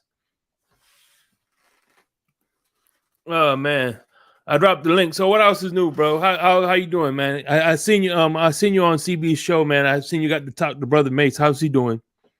He doing pretty good, but his computer he got to get it. Getting his computer fixed, but he should be back pretty soon. Yeah. Oh, that's why I like you could do a laptop too. You know what I'm saying? Doesn't necessarily have to be a computer, but computers are better. I gotta get me a computer myself. Yeah, I gotta get me another computer pretty soon, cause computers don't last for about 5 years. All right, man. The We could do a couple more. Anybody raise any volunteers out there? Let me know. But go ahead. I'm sorry. Cause the last computer I bought, I bought it from Walmart. See, about 2014, that mother just died. Hold on. Give me 1 second, right quick.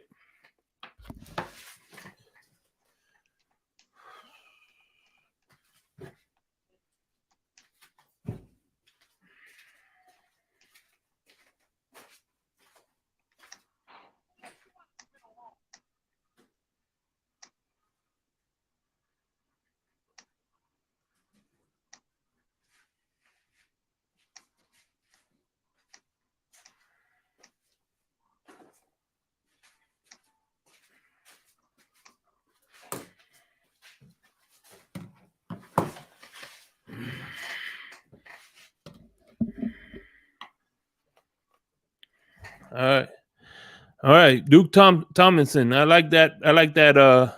Jets first, Bills 3, Pats 4. What's going on?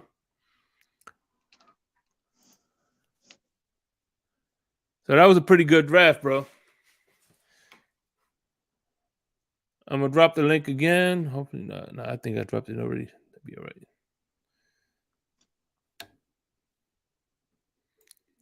Come on up if y'all feeling up to the draft. What the hell? You know what? Let me do a Mr. Miami. You there? Yeah, I'm still here. Okay, I'm gonna do a draft then myself. Fuck it. All right. Let me see. Who the current? I just seen a biography on Rikishi, not Rikishi. Yokozuna. That shit was inspiring. You know what I'm saying? Yeah. It's kind of sucks how he passed away, but Was it I think that was in like early 2000 when he died. that man was like 500 pounds. Dang. And what's that dude name? Amaga. Mm-hmm. Amaga and Yokozuna, they related. Yeah. Oh shit. He's Yeah. here on the board. Jameer Gibbs. I'm getting him. No questions. All right. Let me see. Let's look at the offensive tackles.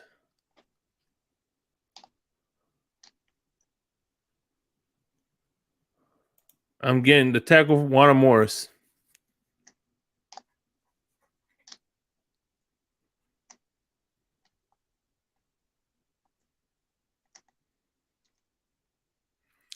Watch I get a bad grade.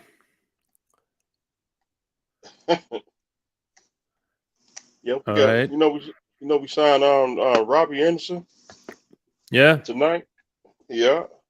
Yeah. We were just talking about that. Anthony Baffert. Yeah. Mr. Crypto, how you doing, sir? Hey, what's going on, Shake Money? All right. After I'm done with this what's up, draft, brother? I'm gonna let you get your own. Let me see. And my last pick.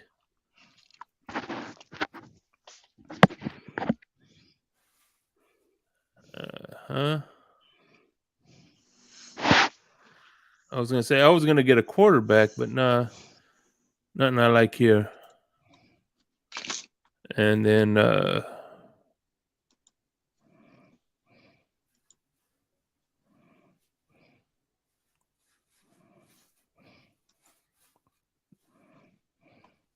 right, center. Let me see. Offensive interior line.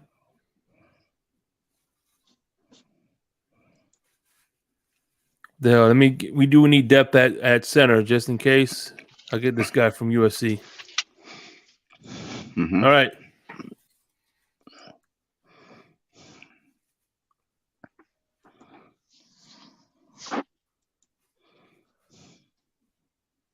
All right, here's my grade.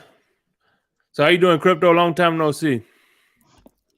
Pretty good. Another day in paradise. Today's your Friday, And bro. Yeah.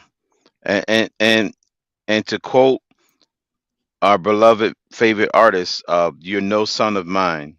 Mm-hmm. Another day in paradise. 2 tickets to paradise. I got a B plus. That's The only, pretty the only, good. the only, B the only plus. thing I got nicked on was the guard and the center, but Mm-hmm. I got A minus for Jameer Gibbs and for Wayne Morris. Cool. Good deal. All right, you want your crack at it, bro? Yeah, I'll go ahead. I'll do another one. I did one early this morning. Hopefully it falls in the same way I did this morning. All right, let's do this, baby.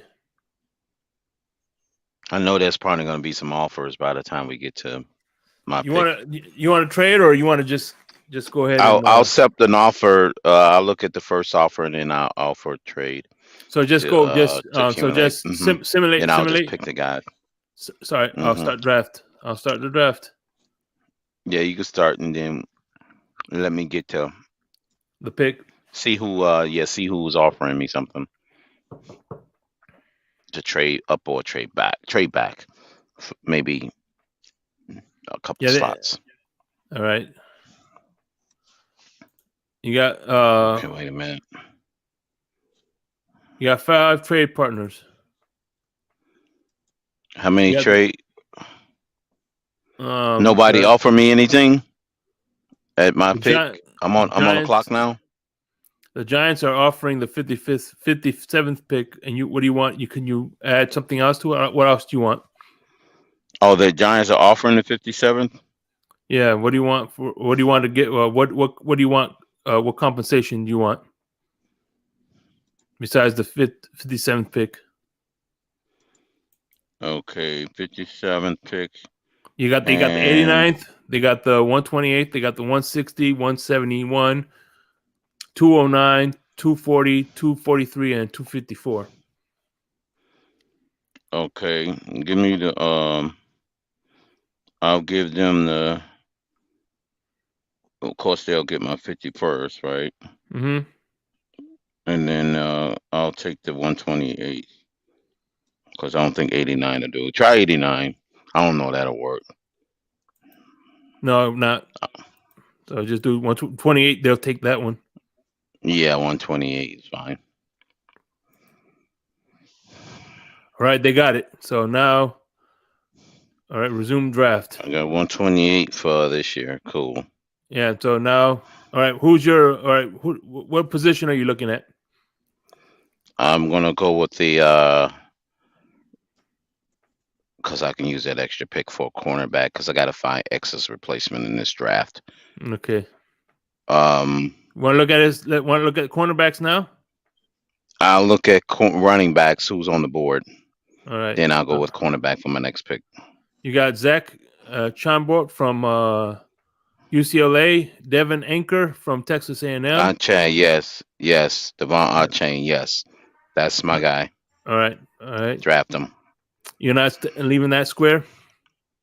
Yeah. All right, you're on 84. Pick 84. Look at the cornerbacks. Yeah. All right.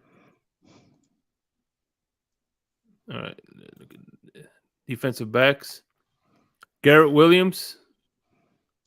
No. Travius TCU. Hodges.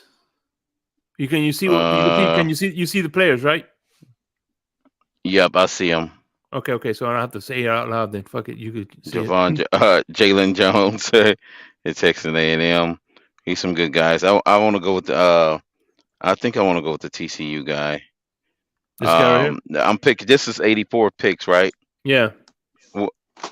This is my own pick, though, right? Yeah, your pick. Okay. Syracuse. All right, we'll go with the TCU guy. They tend to have good cornerbacks in that school. Hey, you're gonna replace a guy from Good Texas pass. from a guy from Texas. Yeah.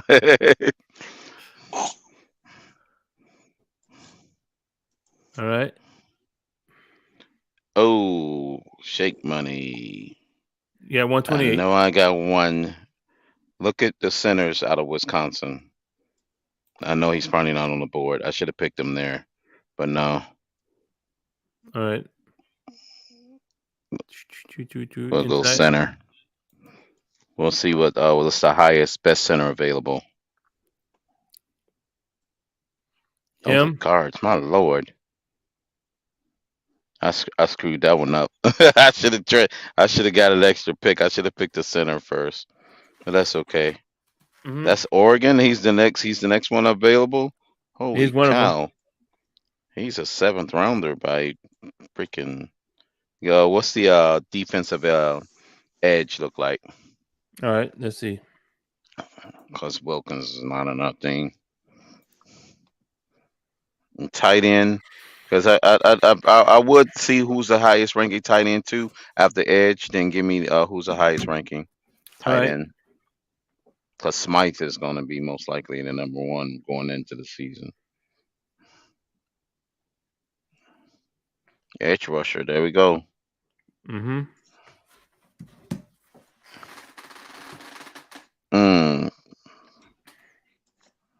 I don't know. Jose Ramirez, I heard him.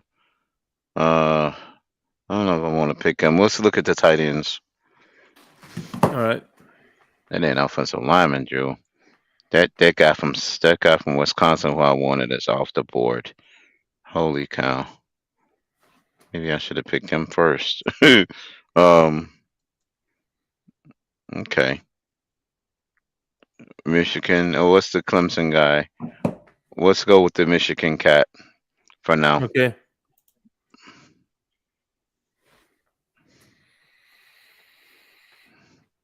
And then look at the linebackers and O-line and defensive tackles. The tackles will like it. See if he's still available. Oh, okay, he's there. Okay, draft him. This one? Yep. The edge? No, don't worry about it. See who's God, I wanted that center. You want to redo the draft again? Edge guy. Because I think that edge guy, I don't know if Wilkins is going to be on this team at draft, but that time that'll probably be for a high second or first anyway. So I'm not even going to worry about his replacement late in the draft because we're trying to get something early and we can get something in the mid round with those other picks. Don't worry about it because I got the go ahead with the tackle. Yeah. Jordan McFadden. Yeah. Go ahead and get McFadden. He was blocking for Lawrence late in the year, wasn't he? Before Lawrence came over. Mm-hmm. Okay, I got an extra pick from that other one. I already just used it. And what's the linebackers looking like for the best available linebacker? You got Troy Brown, Cam Jones. Ole Miss, Cam Jones. Okay. Indiana. All right. Go with Cam Jones. Reason why I'm not going with Troy Brown. It was a Troy Brown that played for New England. I'm not doing that. No more Troy Brown. That name was terrible. I have a bias against Troy Browns. Damn. All right, so Cam Jones, right? Yeah, Cam Jones. Mm-hmm. All right, we're getting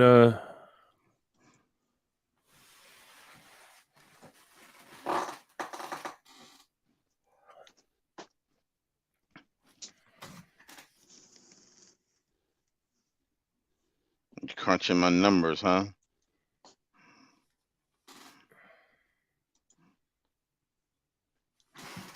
all right, let's see. Your overall is an A Terrible minus. grade. I don't know. The only bad For the grade you first got one. is Yeah, that one. He gave me a bad one right off the jump on that one. yeah. And Whenever he's it seems listed like as a it seems like halfback. overall is an A, but it's an A minus your overall grade. Yeah. Yeah. Given that I added an extra player, and I know I needed that cornerback, they gave me a B on him. TCU tends to have good boundary guys over the last couple of years. I got a bias towards that university when it comes to skill positions. But yeah, they gave me a good grade on that one. Cornerback. All right, X, that's your replacement right there, buddy. You heard it here first. You're out the door in 2025. No mas, no mas, No mas. no Yeah. 7 year, no extended stays. His extended stay has been shut down. He's got to turn in his room key in 12 months. And that access passes. He's gonna probably trying to sneak back in with his reward points. Those expired, buddy. Mm-hmm. And we got guys at Oh, every they gave me door. an A. They gave me an A plus on my tackle from Clemson. That's the guy.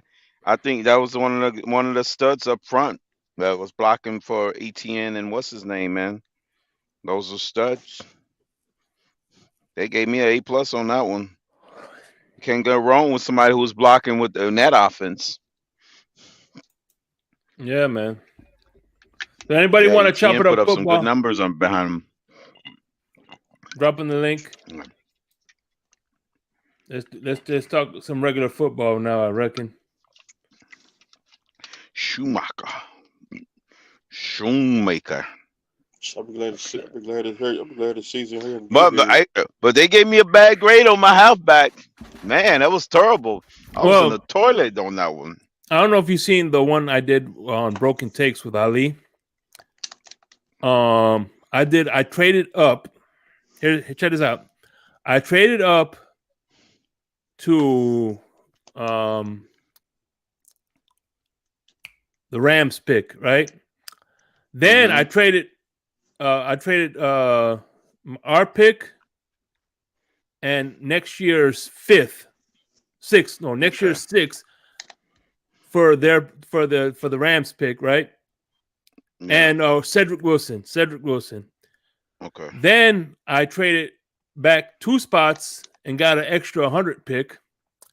And after that, I picked up the running back from Alabama, and I guess because I traded up, they gave me a D plus for that. Dang. Man. Hey, Shake Money. Yeah, sure. I'm gonna do a blockbuster trade like Jimmy Johnson did for Walker, right? Well, I mean for or what Dicker did for Williams. Mm-hmm. I want to say trade away all of our picks this year and next year's first for DVP. Devontae Parker? Yeah. Yeah, Tua needs him. That's gonna be the ace in the hole. Yeah, he needs that guy. Bring him back. Bring him back home. Well, all of the picks this year and next year's first. That should get the job done, right? Shake Money. You think New England will take that, or they may ask for more? Yeah, but I agree with you right now. Yeah, you can forget about Gibbs if we do get Dalvin Cook. No, I think we have for Devontae Parker. We need to give him 3 holes. Yeah. I don't know if Belichick will take that trade. What's Robbie Anderson's first name again? Wooly, I Huh? think. No, not Wooly. I'm thinking the other Anderson. My bad. Robbie? Is it Robbie? Robbie. Yeah. What's his name again? Robbie Anderson. Robbie. No, Anderson. I know Yeah. Robbie, but he changed it to something else. Chosen one. Oh, chosen one. Chosen one, I think. I posted a link of him 5 years ago when he was with the Jets. He got arrested in Miami. Yeah. He's from Fort Lauderdale. He got arrested down in Miami. I'm like, man, what a way to return back home. When the cops, the last thing they seen of you was fleeing the scene or fleeing the what you call it. Well, damn. Wasn't he in Carolina? Yeah, Yeah. one time. Yeah, after he left the Jets. Yep. See, you think I remember he was with Baker Mayfield, and they both got footages of running from the cops. Right. And remember, he had a video saying he said that what's his name, the guy they drafted wasn't put in at the right time. Who was that quarterback? Sam Darnold. He said Sam Darnold was treated wrong. He said Sam Darnold was they shouldn't have put him in. They put him in too soon.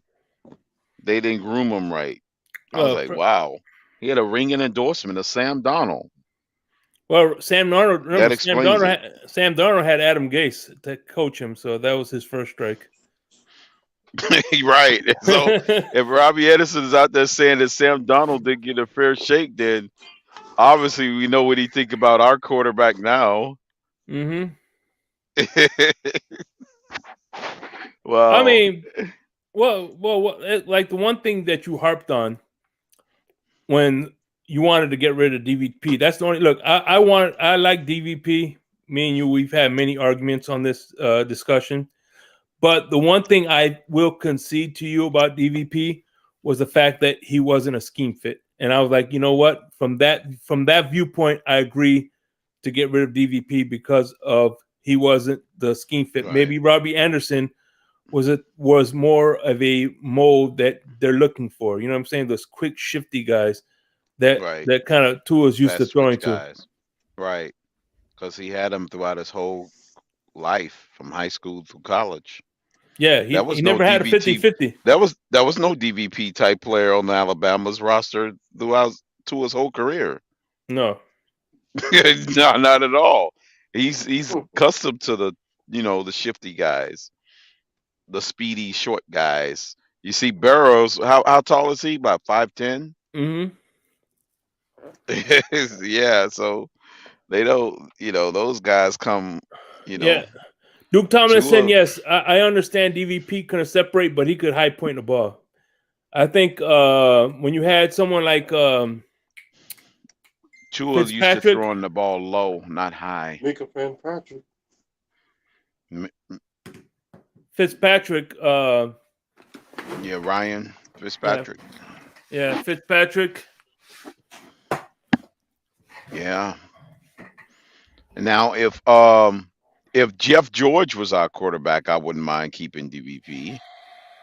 Or, hell, even if Fitzpatrick was still the career quarterback, so somebody who's just the gunslinger, irregular, needs that big catch radius, or something that you could just throw it up there and sling it. Because remember, how tall is Matt Collins? He's what, 6'4", 6'5"? That ball that he threw to Matt Collins on the sideline, it wasn't necessarily a jump ball. It was just it almost like he kind of underthrew it in a way. Yeah. Because his face mask got pulled a little bit. So it was kind of like an inaccurate pass to begin with. But kind of like a timing, he was just there at the right moment. And what's crazy was, and I agree, he's a red zone target, in which once you got rid of him, I really didn't mind because I figured that McDaniel No, that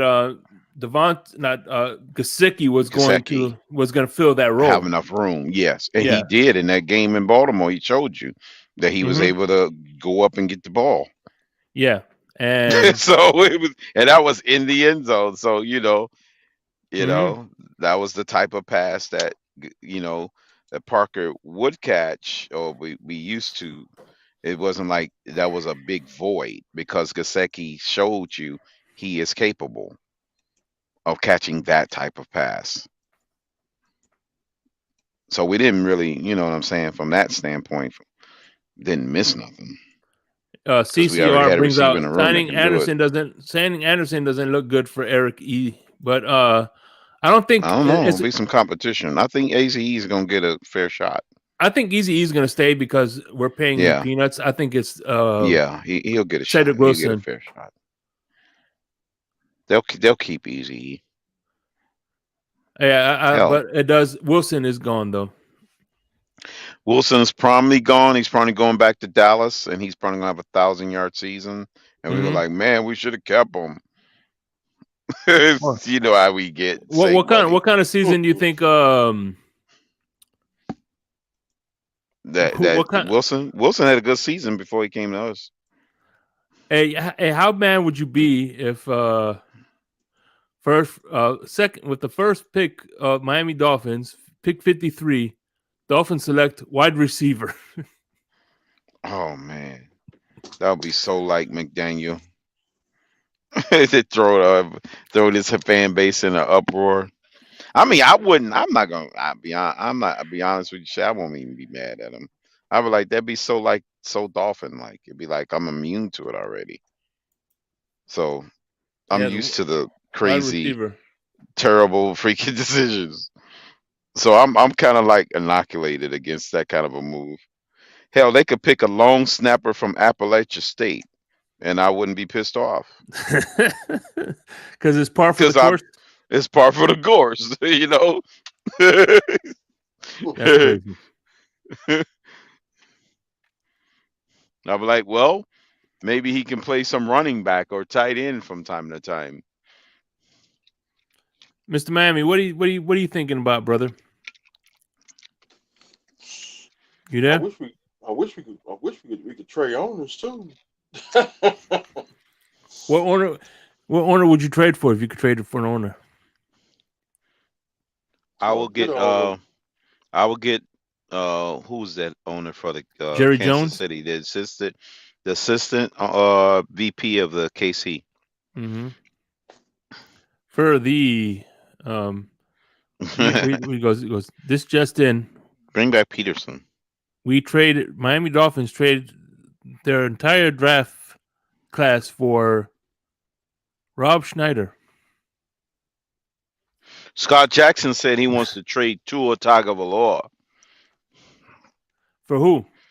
You know what, Scott Jackson? He said he wanted to trade him for a bag of Snickers.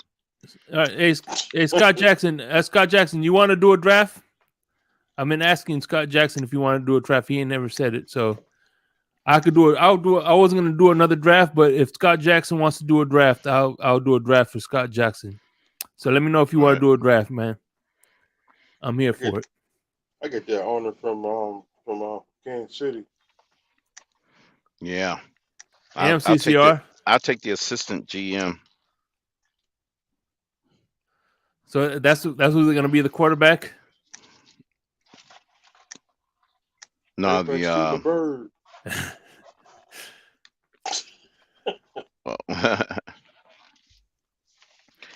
We should. Well, Marino should have. What he made me mad. He should have took the VP president job back in 2004 when it was offered to him. He took backed it. out of it. He took it. Yeah, he did take it. He resigned a couple months later. Yeah, that's what I'm saying. He backed out of it. I'm like, man, you would have had this franchise on the road. I'm almost certain that Tannehill wouldn't have been drafted. Matt Ryan would have been drafted. And we also would have if he'd have took over owner. We would have had Sean Taylor too. Right, we would have had Taylor. I mean, we would have been loaded, man. We would have already had a Super Bowl by now. we had home field. So you're 'Cause saying I know that Marino's drafting mind offensive. He'd have put a hell of an offense and defense together. so you're saying that he would have been better than Elway? Yeah. See, and that's kind of what I wanted him to go to that level of front office to compete with that, like Elway did Mm-hmm. when Elway brought a Super Bowl to the Broncos and did all those moves. But Yeah. I was thinking Marino was about to do the same thing in the early 2000s because we had the running game. He was about to draft a quarterback. You know, the defense was already set because of the Stott Johnson, personnel. So I was like, all he needed was that one guy under center. That was it. I'm just, I'm sorry. I'm just picturing in my head, right? Like, let's say, for instance, they're in the game, right? And Yeah. they're in the huddle. The Dolphins are in the huddle, and all of a sudden they break huddle, and all of a sudden the Dolphins line up, and then at quarterback they have a jugs machine, literally a literal jugs machine at quarterback. Right. With the actual game going on, and when they throw the ball, like, how the hell do they pick where does the jug machine go? And then Right. they after the snap, they got to bring the jug machine with them. I don't know. Yeah. It's better a visual than explanation, but Yeah. could that happen though? As can you put a jug machine as an actual quarterback? How would you snap the ball? Mm, And how would he go through his probably wouldn't. progressions? Right. Hike. Yeah, I think he would just throw the ball before the route develops.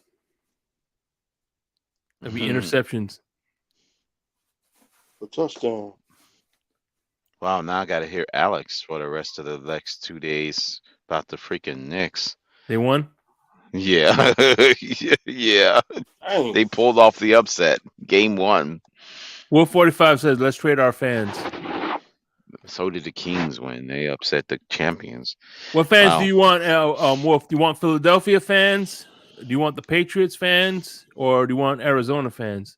Or maybe even Green Bay fans? There we go. Hmm. That's interesting.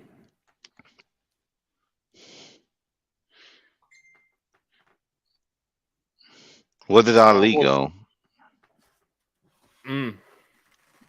So I want the Patriots fans. Wasn't Ali up here? Did he do a mock draft? Shake Money? Yeah. He did pretty good. Oh, okay. Because I know I was Let's take Green. I stepped away. I like this guy. Let's take Green Bay fans. They cheeseheads.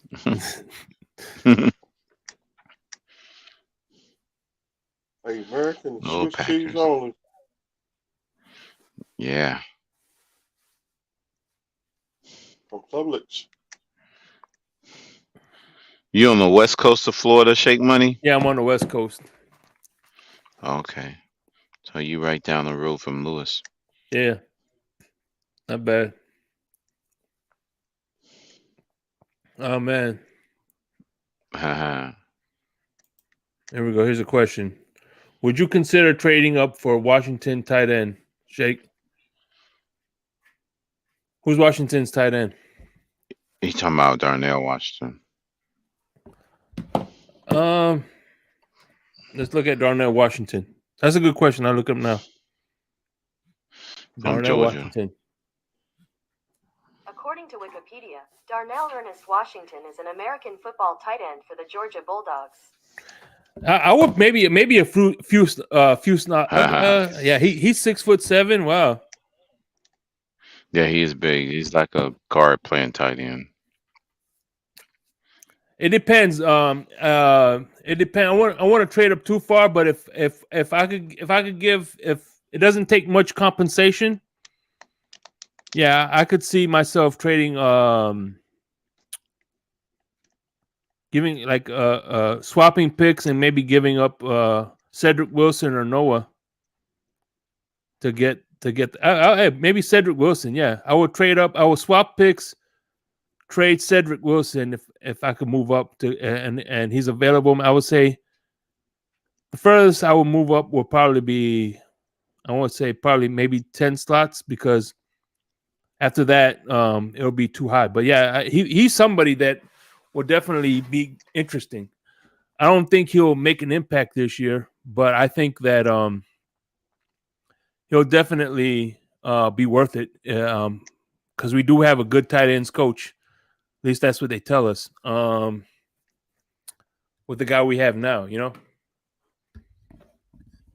So I could see him being an impact, maybe halfway, maybe week 8, week 9, as they slowly acclimate him in there. But yeah, he's definitely somebody I heard of.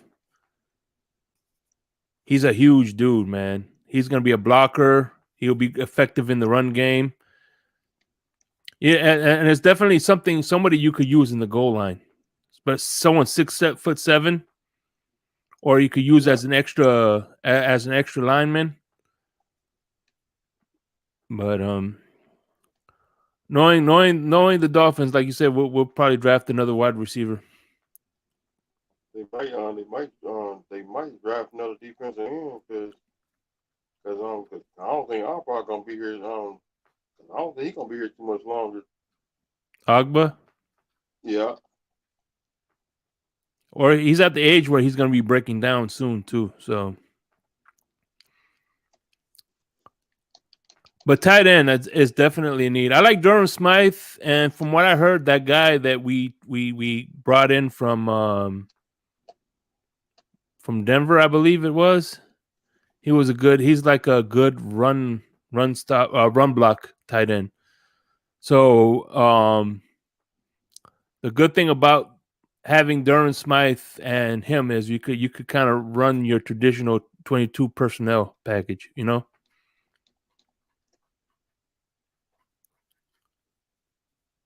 That's if they want to run more. But what's the ratio of this year on run? You said last year was 60-40. What do you think of the run ratio is this year, Crypto?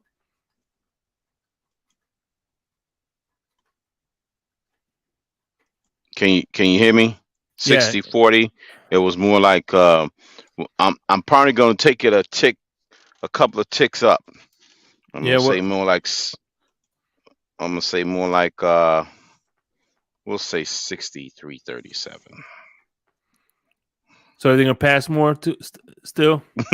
Yeah, it'll be in the same range. Well, I have to look at the final roster, but that's the magic formula. That's the base 60-40. By the way, I don't remember. Remember when Fresh Prince was on the basketball team, and pass it to Will. We're gonna do this. What do you do? Pass it to Will. Pass it to Will. Every play was pass it to Will, right? Now I can imagine the same scenario in Miami. All right, it's third and inches. What do you do? Pass it to Hill. All right, 3rd and 4. What do you do? Pass it to Hill. Every scenario, pass it to Hill. Right. And then there's another scenario. All right, 4th and long. What do you do? Is I read through my progressions, and if there's nothing open, pass it to throw it to Durham Smythe. McDaniel's like, no, pass it to Will. Pass it to Hill. But no. Right. I agree with you, Duke Thompson. We do need to run the ball more, but especially now that we have, I will only agree to run the ball more if our percentage increase in turnovers and extra possessions leads to us running the ball more, yet keeping the ratio intact of 60-40. Yeah. So by definition, we would run the ball more if we get more possessions, or if we're as long as we don't mess with the ratio. If we're in the lead too. Yep. If we're in the lead, but I could see a scenario where because we were in a lot of dog fights last year. Mm-hmm. including those games Tua did well in. Those were games we were in dog fights. The Detroit game was a dog fight. The Bears was a dog fight. The Bears. Yeah. But hey, the offense was clicking. The Bears, though. In Detroit, it was clicking in that one, and we still only won by 3 points. Right. The Lions offense was clicking. We won by 4 in that one. But hey, if they were playing like they were playing Pittsburgh, we wouldn't be winning by not even a little bit. We were getting destroyed in that second half of the Pittsburgh game. At least offensively. Yeah. Defensively, I think that was the best one. I think we went 2 or 3 games. No, 3 games this year where we were completely shut out in the second half. I mean, we put up a goose egg on the scoreboard in the entire second half. In 3 games this year. 3 or 4. I know it was a Houston game where we put up a donut. Packers game, we put up a donut. And what was the other game? We put up a donut. It was the Detroit game. We shut them out in the second half. Then in the Houston game, we beat the brakes off from. Yeah, only in the first half. 8-9 at best with Tua at QB. Going into it was only 30 points in the first half. We didn't score nothing in the second half. And shit his pants when games. What do you think of this? 8-9 at best with Tua. Going into year 4 with the same shit. He will miss 5 games, then he will shit his pants when it matters. And then Duke Tomlin. I thought McDaniel was a guru of the run. Seemed he was set on passing all the time last season. Yeah. This is true. We get about that Cleveland game, we beat the brakes off of them too. Yeah, until we did. Houston is where Houston we had a problem. And of course,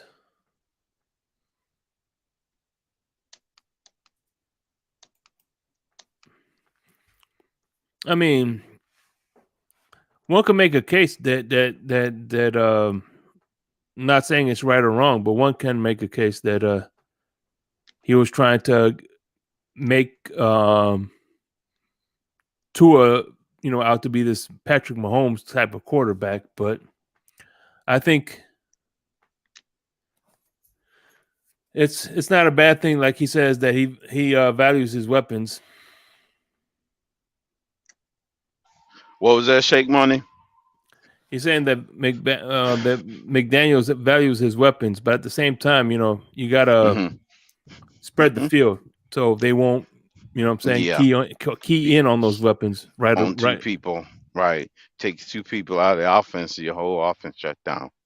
Mm-hmm. Yeah, but you know what? You don't want that because you can scheme against 2 players. You can probably get successful and scheme against 3. Because you got to be multifaceted, You want to make it hard on the coordinator. All right. You ever see those things on where all right, you see a guy at the gym, right? And he's doing his max is 200 pounds, right? Let's say his max is 200 pounds for argument's sake. I'm not getting into that semantics here. But his max is 200 pounds, and all of a sudden he sees a pretty girl walk in. And he's like, oh, shit, let me add extra 50 pounds to try to impress this girl. You know what I'm saying? Mm-hmm. And he knows he can't lift that, but he tries to do it anyway to impress that girl. And something fucked up happens, Mm-hmm. Right. And I think that's what happened with Tua. I think Tua, instead of, I think he tried to put an emphasis on proving everybody wrong instead of just playing his game.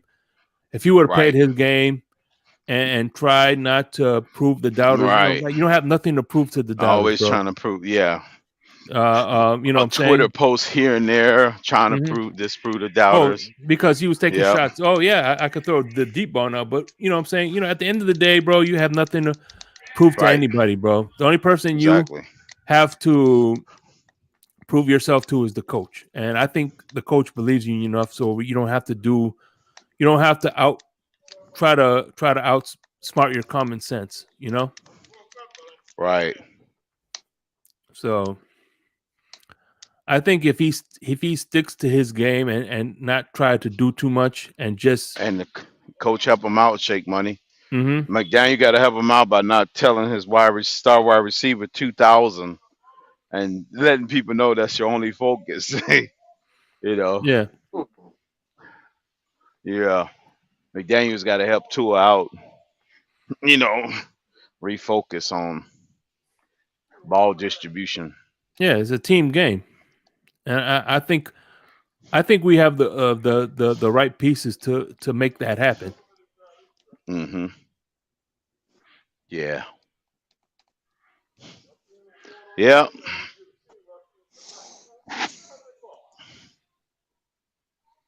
Stick the keys in the car and turn the ignition. Drive it.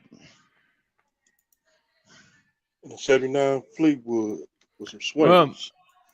and you know it's funny. It's funny you should say that Yeah. undefeated because the two All Pros in Miami were Tyreek Hill and Taron Armstead. Yep. Armstead and Hill. Yep. And we Those were didn't the, develop those. We didn't develop those guys. Nope, we didn't. Those were purchased upgrades, not groomed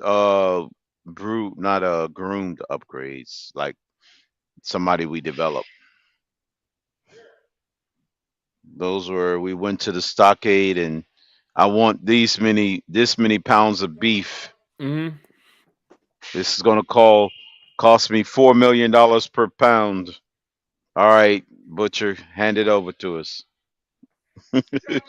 Right. And where you at, Crypto? I'm at work. I'm about to get ready and leave. Are you about to go home?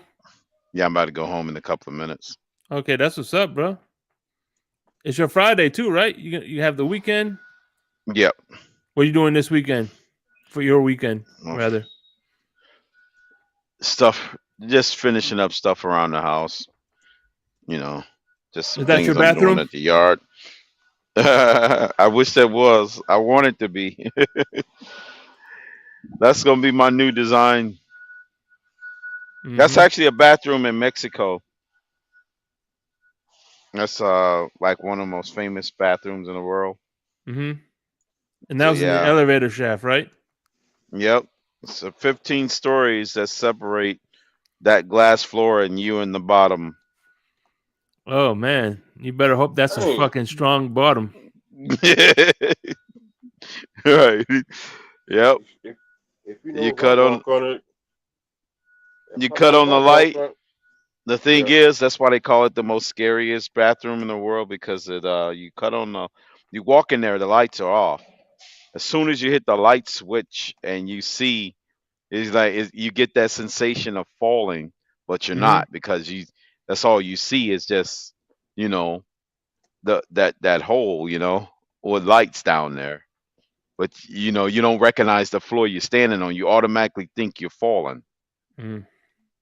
All right, let's So play. people go running out of there. People go in there, they turn around and try to run out because they think they've fallen. But I use that picture, Shake Money, to depict the state of our franchise. What's that elevator? It's built in an elevator shaft with a glass floor. The glass floor represents our quarterback situation. The minute he cracks, the franchise falls to their death. Damn. In Brazil, Mm-hmm. What you say about Brazil? someone like the glass on the glass floor. Mm-hmm. They got one. They got one of them in Brazil. Yeah. All right, here we go. It's a pretty good J.R. Black with the question of the day. Name a coach in his first year with a team developed a player. I'll wait. Don Shula did it. I'm talking about first year coach. Yeah, when he was his first year, when he left from Indianapolis to Miami. Yeah, but I'm saying he wasn't a first year coach. He was a second time coach. You could say. Well, yeah, about a rookie. Oh yeah, it happened. Joe Gibbs. Joe Gibbs. Yes. Oh, there we stand corrected. The Redskins. A lot of development. I mean, that was coaches back in the 70s and 80s that hit the ground running. Hell, I would even contest that even later than that. There was some examples. All right, I got. I mean, they was like head coaches. John Gruden, even though the team was already some of the teams was there. You know. Well, but he didn't do it in Oakland, right? Did you say? Because his first was Oakland. Yeah, Oakland, but he did turn them around pretty fast, though. He says, "Name the player." I mean, he did make them winner. Jared Black says, "Name the player that Gibbs developed." Would you say in his first year? Let's start with the offensive line and defensive line. The Hogs. His first year? Yeah, that's when he started developing them. There were players he drafted. That wasn't a ready-made team. So anyway, let me ask you all this. All right, I'm gonna name out some receivers. I'm gonna tell you their. John Madden, when he was with the Raiders in the 70s, he developed those teams starting out. Who are the players they developed? No other than John Madden himself. Kenny Stabler.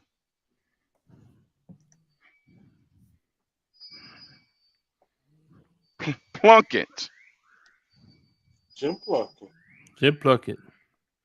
All right, check this out. I'm gonna name some receivers. All right, Crypto, and you tell me if they're going to exceed, underperform, or stay the course. All right. Mm-hmm.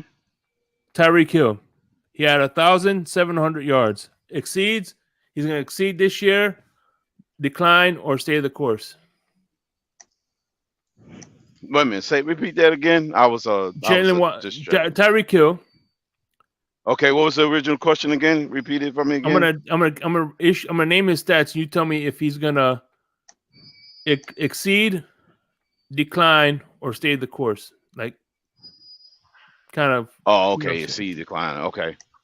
Which direction? Okay. Tyreek Hill had 1,700 yards with 7 touchdowns. What do you think? On yards and touchdowns. Oh, for yards and touchdowns.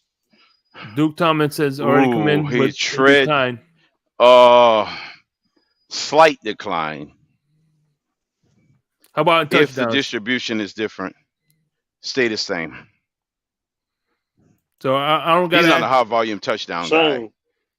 I say it stay the same. Mm-hmm. Tyreek is not known as a high volume touchdown catcher. So what do you think, Mr. Miami, on Tyreek Hill? Decline? I say it'll stay the same. Increase or stays the same on your passing? He's gonna stay the same. Yeah. All right, here we go. John Madden did not develop Plunkett. Plunkett did not shine on his first team. Plunkett was on a journey maybe before he shined.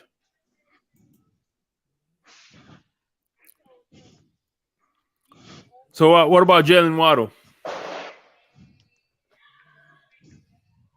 Jalen Waddle had 1,300 exceed, decline, or stay the course. And Duke Tomlinson already said that he thinks Waddle is going to exceed. What do you think? Waddle he gonna receive. Man. Wish death upon me. What do you say? You think he's going to decline, Mr. Miami? Okay, if you're No, saying he didn't try to John, freaking Sammy Ball was developed by his freaking first year head coach. Y.A. Tittle was developed by his head coach. Do I need to keep going back further? Damn. Y.A. Tittle, thinking Sammy Ball. shit, we weren't even born You when say it, Alonzo when Ball? it, Sammy Ball Okay. for the Redskins. we weren't even born when we saw see him to play. We was invisible. That was all about player development out of college.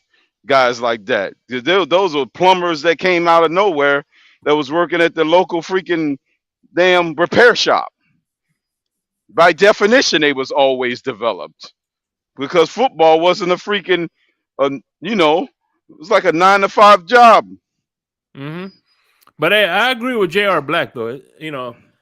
I think what he's trying to say is McDaniels needed some time. At the end of the day, I think Chris I Greer think knew that's what he just was a getting crutch. into. Yeah. Yeah, he knew. The rocks go, like I always say, the rocks go with the farm. You know what you got when you made the purchase. The Mm-hmm. rocks go with the farm. So, hey, sometimes you got to take a step back to move a step forward. So let's hope. Listen. I'm trying to be optimistic here. Maybe I need to take off my fucking glasses, rose-colored glasses. But that's I gotta try to look at something positive, bro. So we gotta bring up that cliche, and sometimes it does help. You gotta take a step forward. Take a step backward to move forward. So maybe they knew McDaniels.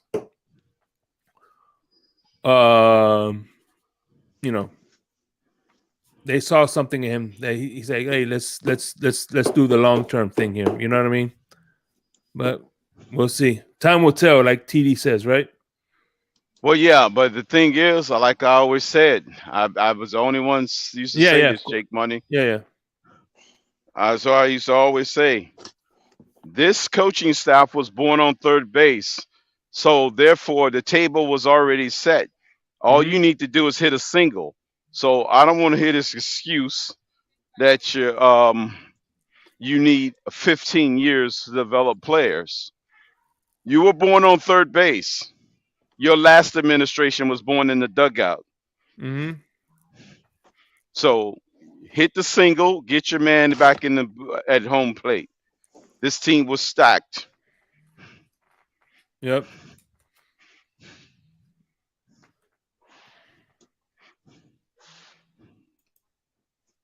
Yep, exactly what I'm saying. Proof development is not known until after year one.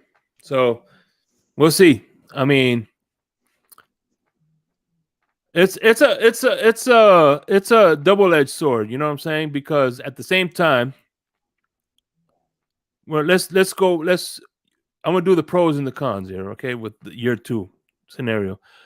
The year two thing is I like it because players have time to develop. McDaniels now has a full off season of what Tua can and cannot do in his system. See, when he got Tua, he only could see what he can and do and can't do under other people's playbooks. Now that he has his system, he saw what he could do on his system. He has year two. He has a whole full offseason to see how he could tinker it and make it better. You know what I mean? But however, and I heard this from Cunningham, the guy who was on TD. I can't think of his name right now. Barry Cunningham. And that's the kind of the con. You do have tape out on him now, so you could see their tendencies. So, you know what I'm saying? So now defenses have more film on Tua and McDaniel together. Right. It's a Versus chess last game year. now. Yeah. Yeah, Barry, thank you, VJ, V21. So Right. It's a chess game. yeah, but like I said, I think that year 2, he could kind of see what we're gonna do. You know what I mean? Right. Other coaches throughout the league makes adjustments to you. You have to make adjustments to them because now it's film. 17 games of film of your offense out there with 3 different quarterbacks. So that's the thing. The small sample size of the other 2 quarterbacks, but a larger sample size of your main quarterback is already out there. And I think that Skylar Thompson got some valuable reps. I don't know. I don't understand why they still brought Mike White for competition, but that was I think that was solely a PR play to satisfy the Tuaneers. Let me ask you this: you obviously have a vast knowledge, and obviously, J.R. Black, you also have a vast knowledge of the NFL because you guys are going way beyond the fuck what I know, bro. You know? So let me ask you all this. Can you name another team in the NFL that had a competition for their backup quarterback, like a QB2 back competition? Not at Are all. there teams that's like that have QB2 competitions, maybe? Nope, I can't. No, I can't say Shake Money. No. In all of the years I've been watching, and all the years I've went back that before my time, I haven't seen if anybody be a quarterback 2 competition. You always try to get the main guy's job. It's always a competition for the main guy's job, not the second guy. Well, Patrick Mahomes. So, like for instance, if a quarterback is drafted to Kansas City, he's obviously not going to be competing for Patrick Mahomes' job. Right. But the thing is, they didn't draft. Well, have they ever drafted one? They've always just picked the acquired one, knowing he's going to be the backup, you know? Matter of fact, I don't even know they even ever drafted one since he'd been drafted.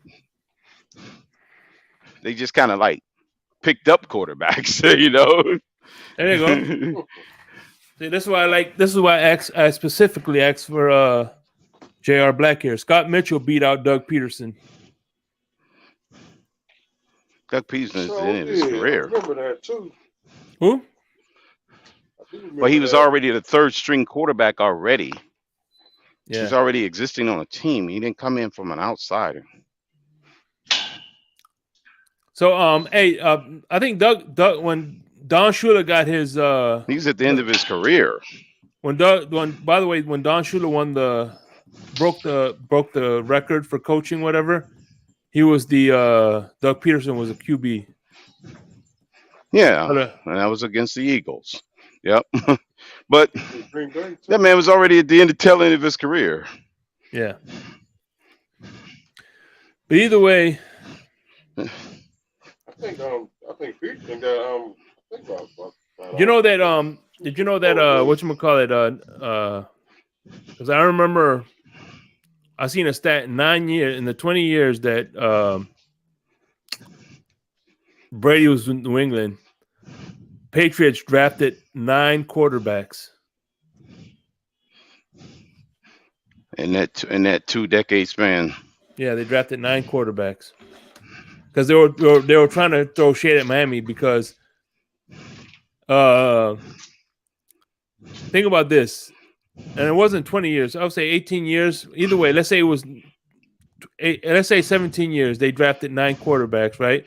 In the 7 years that they had Ryan Tannehill, they only drafted 1, which is Brandon Doughty.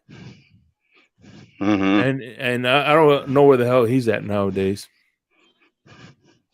Brandon Doughty from I think he was a Florida native too, if I'm not mistaken. Then we got David Fales. The curse that drafting one quarterback and knowing that you got to have until the number one is solidified, and you just keep doing it.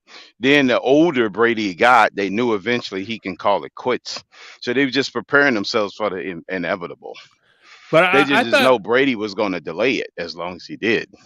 I thought it was funny that David Fales went everywhere that Adam Gase went. Mm-hmm. He went to he was in Chicago with Gase, he was in Miami with Gase, and he was in New York Gase.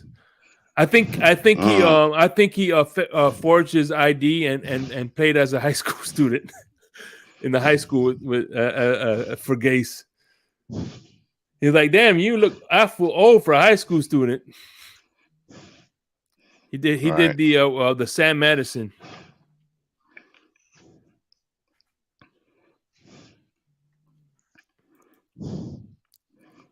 And Lamar and Rodgers want to be here.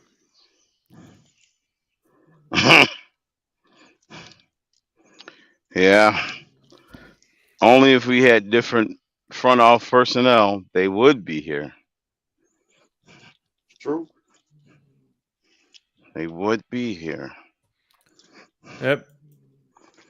Cooper Rush. Different personnel. All right, here we go.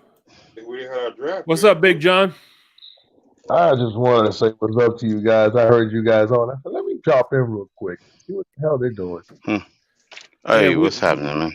We were doing mock drafts. We were just talking about backup quarterbacks, competition for backup quarterbacks.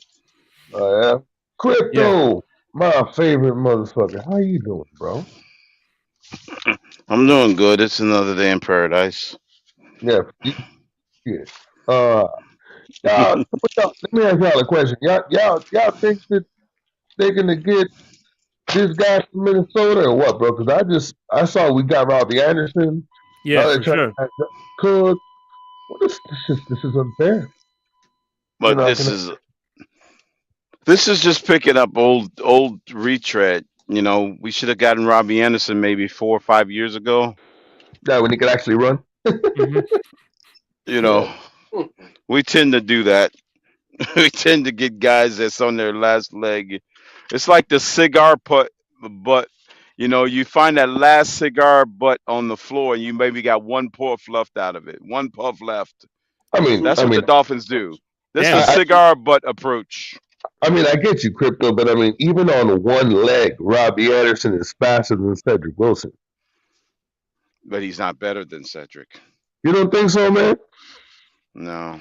I think Cedric's more versatile at this stage. I guess, but if you look at the fact that they brought in Barrios to take over Cedric's position, he was basically going to be another version of Gesicki where he's not even going to be used, right? I'm just saying. So, from that perspective, I would think Robbie would be a better fit, wouldn't he? No, I don't know. I'm just saying sometimes they get people a little tad too late in the process. Hopefully we can get something out of them. I'm hoping we do. I was a fan of his when he was a Jet. Unfortunately, that's when I really liked him. But once he started that journey throughout the league, I'm like, okay. Like this. If Eric Ezukama, in my opinion, was coming along as good as he should have been, I don't think they would even sign Robbie Anderson. Well, you can't really make that judgment because they haven't had training camp yet. Yeah. So they how can they say, how can you say if he's coming along when you haven't seen him in training camp yet? Right. I'm only saying that based on what they saw from him last year because he didn't even get on the field. Mm-hmm. Maybe they because here's the thing. Usually ball when distribution wouldn't warrant him being on the field anyways. To be fair to him. and from what I know is they usually they have an exit interview and they give you a checklist And in training camp, they see how many boxes you check off, and then I think that's probably when they like, okay, this guy out of 5 boxes I asked him to check, he only checked 2. Let's look into something else because he's not checking off the boxes. Gotcha. He's not, That's probably what happened with Gasecki last year. Hey, box 1 through 5, block, fail. Gotcha. Okay, understood. Yeah. Now watch, he's going to probably be the best blocker in New England Patriot history. Watch, I'll tell you. Yeah, you heard it here first. Yeah, he's gonna gain 50 pounds and try to be Gronk. Except, I got you. Yeah, he's probably going to be the best blocker they've ever had. I wouldn't put it past him. The only thing he's going to be blocking is on Twitter again. That's it. Yeah, he's always number 1 in that shake money. You ain't lying. That's the only consistent block he did last year. He blocked any fan who told sucks. Yeah. I dodged that bullet. I managed not to get blocked by him. That's the only a lot of people. Get up in the morning, brush his teeth, fix his frosty tips, and block people on Twitter. That's all he would do. Man, I dodged the raft of the second blocks. He couldn't block him because I never added him as a friend or a follow. So yeah. He was on my timeline. I mean, I had him on the, so he never reached out and touched. You're probably his favorite postman. It's crazy because I'm probably going to get blocked him as a Patriot. He gonna block me. That's when it's gonna happen. But what's crazy is if you look at Kittle and you look at Gesicki side by side, Gesicki is a lot more bulkier and swoller than Kittle is. And that tells you right there that it's an effort thing because Kittle is not that bulky. He's a thinner tight end if you put him next to Gesicki. Well, I mean, I just think it's in their makeup as a human being. I mean, to me, George Kittle's an alpha. Yeah. And to me, like Gesicki's a follower. I mean, he's not. To me, George Kittle doesn't seem like a dude who would follow anybody. You don't really know him. And to me, Gesicki seems like a type of dude that he'll follow somebody. He don't lead nobody. So that right there says all I need to know. Exactly. I'm gonna put this one out there. I think Robbie Anderson is gonna catch about 15 touchdowns and 3,000 yards receiving. Hey, let me ask you a question, Crypto. Is that when you start them on your Madden 23 team and you throw them deep? Is it wide open? Right, that's it. That's the Madden on rookie mode.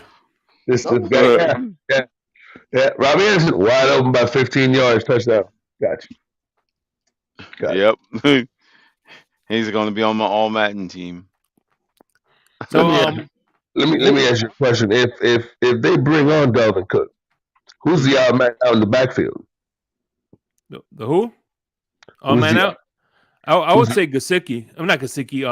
Gaskins, because they brought him back for real cheap, so they could easily cut him with no cap casualties. Yeah, but what I'm saying is, even if they cut him at the end of the day, one of these two dudes ain't going to get the ball. Either Mostert or this other guy, Jeff Wilson. One of these two dudes ain't going to get the ball. Yeah, that's what I mean by who's the odd man out. To me, Gaskins is already the odd man out. I mean, he's just there to sit there and be on the bench and collect the check. I don't think he's going to see much playing time, regardless. But what I'm saying is, out of the two main running backs, to me, if it's Mostert and Wilson, and we get Dalvin Cook, my question is, which one of those two do you think is the odd man out? Or who's the one that you would think would get the least amount of snaps?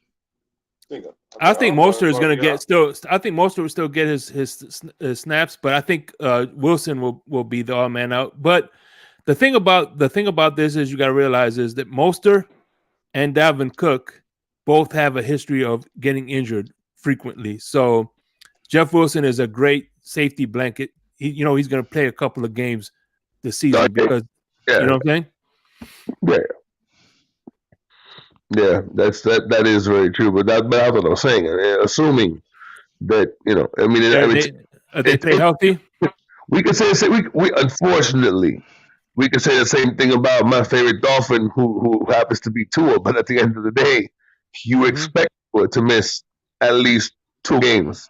Yeah, it's pretty shitty. And the only problem that I Hey, have with Shake Money. Hey, Shake Money. I just want to put out there for the record. mm-hmm.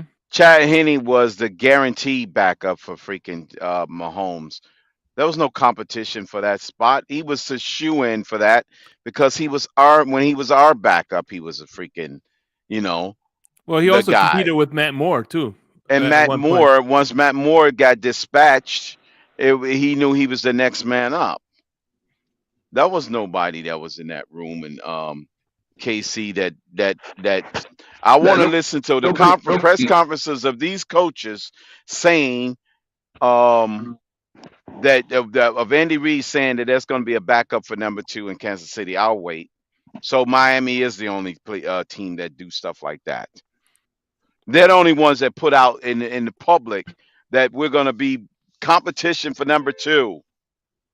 Yeah, because the question is, Big John Stud was we asked. I said we have Skylar Thompson and the guy Mike White, and they're going to be competing for the backup quarterback. Have you heard another situation, a team where they're openly having a battle for the number 2 spot? Right. Keyword openly, meaning the coaches are out there giving press conferences, making it known to the media that it's going to be a battle for the number 2 position. I mean, I really don't recall seeing another team do that. But at the end of the day, I like the transparency, considering the fact that Tua had 3 concussions last year, and even though the motherfucker's learning how to his head not get injured, at the end of the day, at least I'd rather know that they're having openly a second QB battle than to deal with the bullshit you had to deal with Brian Flores, where you knew he was lying to you, and he would still lie to your face and not tell you the obvious shit that we knew. So I'd rather know openly what's going on than know what I know and them still not tell me shit. So you got to pick. You can't have it both ways. So I'd rather know. I mean, even though to me it is not even close to an open. What does Brian Flores and Greer going out trying to get an upgraded position got to do with the number 2 position? Who I'm not talking about upgrade. I'm talking about them lying to you when you know like you can tell that they're not really having an open competition, but they're gonna tell you they are, or they don't tell you anything at all. Like he always omit everything, and you knew that he was lying, but he would still not tell you. I'd rather have somebody tell me they're having an open competition than him not tell you anything. To me, it's refreshing to know what's really going on than them to lie to your face, and you'd have to sit there knowing they're bullshitting you. That's just me. But I mean, to me, at the end of the day, if you really think about it, to me, there is no open. I don't really think there's an open competition. I think that White should win that, in my opinion. Well, we'll see. I don't think. To me, I never thought Skylar Thompson. Then it would be admitting failure. Then that would be Greer outright admitting failure. How would you be wasting picks? 7th round. How would you be admitting 7th round? Because he's the only quarterback on our roster that has playoff experience. No one has that. That would, you know what? That is very true on your behalf. But at the end of the day, Matt White, how much playoff experience does Matt White have? You're right, but we're not talking about having a quarterback. In that sense, he has viable playoff NFL experience at that level in that kind of game situation. But he should have never been told that Mike White was coming in. That was only to satisfy and tickle the fancies of the starched Celtic Tuaneers. I get your point, but what I'm saying is, even though you're correct, just because you had playoff experience doesn't mean you're better. You fell into playoff experience because everybody else was injured. Okay, and then Teddy Bridgewater could have played. And case in point, and to your point, Big John Stud, Tim Tebow has a playoff win under his belt. So Well, he didn't fell into it. Hey, He started for several games, leading them into the playoffs. That's a no, totally different situation, Shake. All right, He how didn't win about this? viable regular season games Blake that Bortles do went to the that. AFC Championship. I mean, yeah, so I mean, he did. But guess what? He led them to that, though. That's the that's difference. true. I'm He understanding. actually led them to that. He played the whole freaking season. Crypto, me and you never have a disagreement, and this may be the first one, and I agree with you with Skylar Thompson, but I don't think that to me, Skylar Thompson, even though he has But good, whether or not you whether you fell into it or not, the experience is still there. You can't take it away. I It's agree. there. I agree with you. He But had it. He took snaps for the full game. okay, and I agree with you. But the That's problem is, invaluable for a rookie. good, and I understand that. But what I'm saying is, even though you're a rookie, and even though it's valuable, are you better than the guy who they're coming in for you to Yes, compete he's better with? than Mike White, in my opinion. Yes, because Mike White probably wouldn't have never. We would have been down 17-0 against those same Bills, and Mike White was quarterbacking. We would have lost 42 to You, freaking 7. you really think that he's better than Mike White? Yes. Okay, if you tell me that you're gonna have Mike White and he's gonna play in the New York Jets system, I would say yes. I think Mike White in Miami system is better than Skylar Thompson, but it's only because he is a He scheme didn't fit take. system. He didn't play a single snap in this system, so I Uh, don't know. At this point, I'm still but giving he, side of the but, edge because he but played more games. he played a similar system in college. But that's So at the college level. But That's I'm different. not talking about the competition. I'm talking about the fact that he played a similar system in college. Yeah, Not but against who Isn't though? and didn't Mike Did he White have the likes of Tyreek Hill on his team or know what to do? didn't the offensive Or coordinator know how to run the run the offense? Shanahan system like McDaniels is doing too?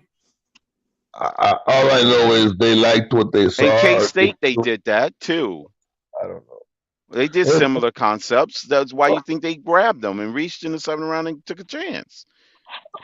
They figured he did enough at K-State to take a shot for him to learn the system. Yeah, but like I said, I agree with Crypto too. I like Skylar Thompson better than Mike White, but that's just my opinion. Hey man, I think Skylar's getting too much unfair criticism due to the fact his only NFL experience was against top 5 defenses. His entire NFL experience. Listen, bro, against top 5 defenses. Yeah, because you played the Jets twice. I understand what you're saying, and I give you credit. I'm not saying you're wrong. He played to me you better throw than Mac White in that. I don't think he beats his own defense. He played better. He played better than I would have expected. To me, the thing is, as good as he played, and I give him credit for it, I have never been a Skylar Thompson fan. Not for any particular thing that I don't do or don't like about him. To me, I don't think he is going to be any more than what he already is. I don't think he can evolve, or like, for example, Purdy from San Francisco. Like, he's a 7th round pick, but that kid just had something about him that you're like, hey, the kid can play. Brock Purdy fell into it too. To be honest with you, he had an elite defense. Hold on. He had things built up around him just as much as Skylar did. But hold on a minute. You can fall into shit. Nobody's saying you can't. We just agreed to that. But he took off and ran with it, bro. And if it wasn't for his elbow getting but if he took off and ran if he so-called took off and ran with it, then I'm not buying this whole Brock Purdy phenomenon, to be honest with you. Because they played enough games at home against the right teams and everything fell in place for them. Let me ask you a question. Okay, so let me ask you a question right now. If you had to put your money down, if it came down to Purdy or it came down to Trey Lance, and who would win the battle, if it was even down the middle, you still think Trey Lance would beat out Brock Purdy? 100%. Yes. He has more physical from a physical standpoint and physical attributes. He is way more polished to me than Purdy. That is a bold statement. You should put that bitch on an NFT right there, Crypto. That is bold. Yeah. I still think Trey Lance got more than what it takes to lead that team to a championship. I didn't say he wasn't good. I just that guy has never. I mean, to me, Trey Lance has been the Greg Oden of football. Like the man hasn't been able to get on the field. It's like he's like an early version of Joel Embiid. They had to It's trust. only one season. Well, he really couldn't be there for the rest of the season. I mean, freak injuries happen. No, I know. But when he was on the field and played, he showed that he was good enough to run that offense. He does have wins under his belt. It's not like he's over. I never said attempts he did. I mean, I just said, you know what I'm saying, that to me, he's like the Greg Gordon or the, you know, Joel Embiid of football. Like, you literally have to trust I the wouldn't quite say process. Greg Oden because he's way better than all of them. I'm just saying he's always injured, man. Wasn't he injured the first year too in his rookie year? He didn't get to play and he got injured when he did play. Mm-hmm. And then did the Heat pick him up at one time? No, he was in there. Yeah. Yeah, we picked him up at one time. Yeah, he picked him up. But I'm saying, you know, Greg Oden never got to be what he should have been. Put it like this: if Trey Lance is healthy the full time, I would say the 49ers are probably going to win 10, 11 games easy. With Trey Lance as a starting quarterback. I think people done figured out Purdy. He can't go off script. Well, you're going to need that dynamic to beat teams like the Eagles and the Vikings and the Lions and stuff like that. You guys think you're going to need that dynamic, or you're going to need that. You can't be a statue in the 49ers offense. No, of course not. That's why I thought when they drafted him, that was the reason happen. He was drafted because he literally was a complete scheme fit for what they wanted to do. They wanted to get to a mobile quarterback and get off of Garoppolo, who could move faster than my grandmother. I got you. I understood you. I mean, it was Shanahan that was really pounding the table in the press conferences for the guy. I'm just going off what the confidence this Shanahan got, and I kind of believe him. Of course. They was trying to get Garoppolo out of the building because of the prospect that Trey Lance brought to them, and he just unfortunately got injured. Let me ask you guys a question. Do you think Garoppolo made a mistake going to the Raiders, bro? Out of all the teams you could take him? It's the best fit for him, actually. Only because Josh McDaniels, I think. Because of McDaniel, right. That's what I was going to say, Shake. Yep. I think it was a good fit for them because of McDaniels. I think, but to be honest with you, I think Vegas is going to draft the quarterback and use Garoppolo as a stopgap. Remember that when Brady went down and got suspended, he was undefeated in New England, so he knows that offense that he wants to run. He held the fort when Brady went down and when he got suspended. I know, but like, do you think they have enough on offense now that they got rid of, you know, Darren Waller? No, they still got their best wide receivers though, and running back still there, right? Jacobs. Did they? But did he get re-signed? No, he's not gone. Not that I heard of. I haven't heard anything about Josh Jacobs getting re-signed. I think he got tagged. Yeah. Okay. If he got tagged, that's different. At least they got the best running back in football, or at least rushing wise. But you know, and they can keep Adams. They should be okay. Garoppolo will be all right. He's played with, matter of fact, better wide receivers than he had when he was in San Francisco. That's true. Yeah. And according to this thing I looked up on Google, he's planning to hold out. So who's that? Josh Jacobs? Who? Yeah. Hey, Jacobs is playing on. Okay, so he'll be down one guy. Who's the other guy? What's his name? Not Jai. What's the other guy they had? Damn. They got rid of Kenyon Drake. I know Drake. They got rid of Drake. He went to Baltimore, right? Yeah. Yeah. Drake went to Baltimore. They still might draft a running back. I know this may be off topic. Let me ask you all a question, because I mean, I haven't been on a panel in like the last I don't know how long. Yeah. What do you guys think about Lamar Jackson? You think he'll play for Baltimore? Or you think he'll get moved? You think he'll get picked up by somebody else during the draft? Like, for example, believe he might get picked up. I think he's 2 more weeks. He won't be a Raven. Let me ask you this. I know you're a Tua fan. and I support him somewhat. You know what I'm saying? What do you what would you how would your reaction be if you found out tomorrow that, like I said, this is hypothetical, Miami Dolphins actually pulled off the Lamar Jackson trade, and he's our starting quarterback next year? If they pulled off the Lamar Jackson trade, I mean, I'm not going to be. I wouldn't be upset from the standpoint that I have gotten to the point that I, believe it or not, trust Josh. I mean, I trust the coach Mm-hmm. from what I saw last year. And to me, what he's doing this year, for example, makes sense. Like, he's not afraid. He's not afraid to be the only alpha male in the room. Like, if you're afraid to be the only alpha male in the room, you wouldn't bring in Big Fangio to run the defense. Yeah. To me, he's sure himself.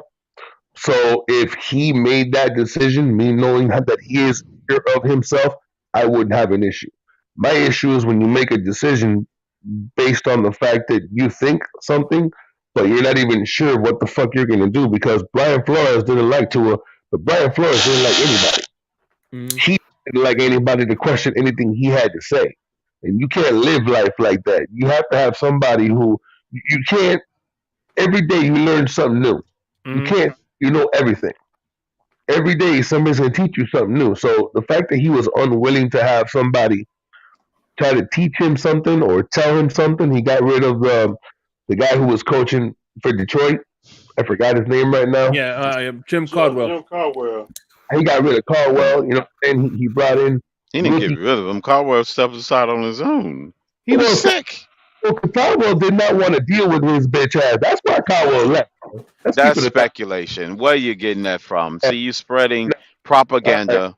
That's propaganda. You know what? Let's stay up for Caldwell. Every guy he had in working for the Miami Dolphins underneath him had 1 or 2 years experience. Ain't nobody was going to talk over him or make a decision that he wasn't going to be able to veto.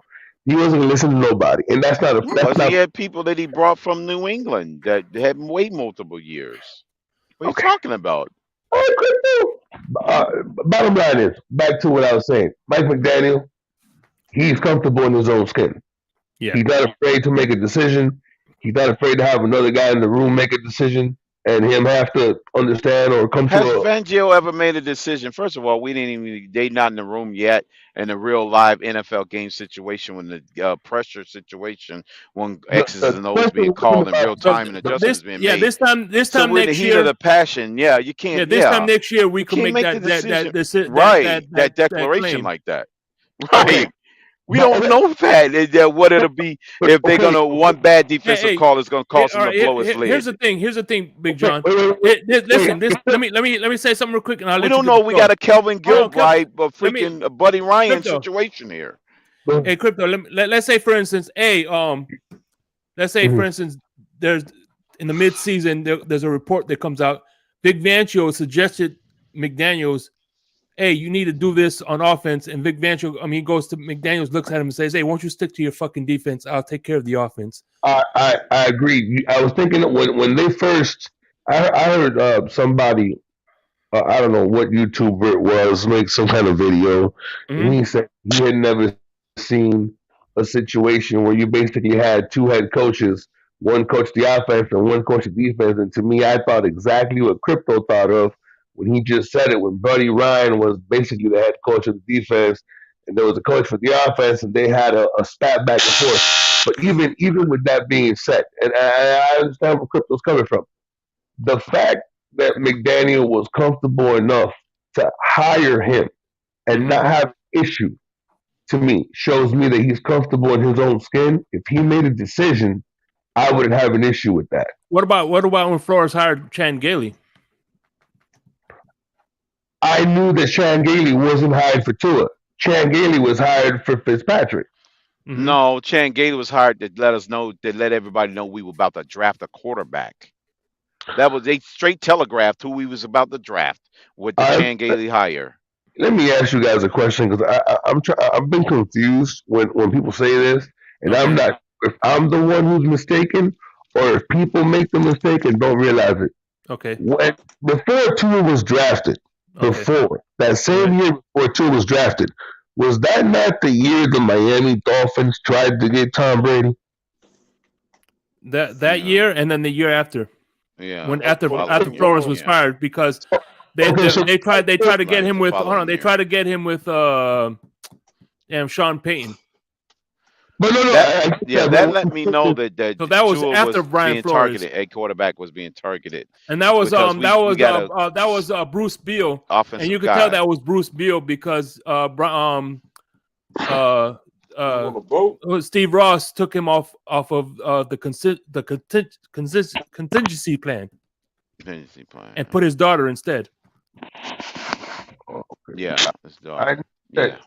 I knew the Dolphins had tried to get Tom Brady before they got Tua. I didn't know they had tried Tom Brady after they already had Tua. Yeah, that's where the tampering where we got our draft pick taken from. Right. It was after they got Tua. After Tua was already on the team. And next year's draft. Tua was already on the team when they was tampering to get. This year's first and next year's third. We're losing. We lost. I thought the tampering was already on the team before Tua was drafted. That's why. Okay, that's why I was confused. All right, okay, I got it now. I can't hear anybody. All he did was just simply not go on the boat. Had he met on the boat, the deal probably would have happened. He just turned around. He didn't go on the boat, which I don't understand, because if he'd have went on the boat, then all the Tuaniers wouldn't exist in Miami, because the deal would have went down. So they should be thanking Flores for not going on the boat, because Brady's not the quarterback. I don't know why everybody's mad at him. Really, he kept Brady from coming here, hence preserving Tua. So that's why I'm getting what a disconnect is coming from, Shake Buddy. I don't know. They should actually be congratulating the guy, because he prevented Brady from coming here by making a U-turn and not going on the boat. I think me and Color are like, I put him in and he removed him, and I removed him. I don't know who's moved him. My bad. What's up, Big John Son? Welcome back. No, that's cool. I just that is true what you said, Crypto. You know. But yeah, like I'm a Tua fan, and I've always been a Tua fan even before. But I'm not. People confuse. People say, "Oh, Big John is just a Tua fan." Listen, I'm a Miami Dolphins fan, dude. Yeah, exactly. It's not. I know you, Big John. I know you're a Dolphins fan. I mean, I've had people sit there and say, I've had people say that that I'm a Tua-neer and this and that. Listen, everything I said before that, I said, listen, if you give Tua the weapons, he's going to show you can play. That's what happened. You haven't said that before. It isn't like he didn't do it. Yeah, but you know what's up. You know what's up. Listen, I'm what they call a Brian Flores. I want to put on. Let me show you something real quick.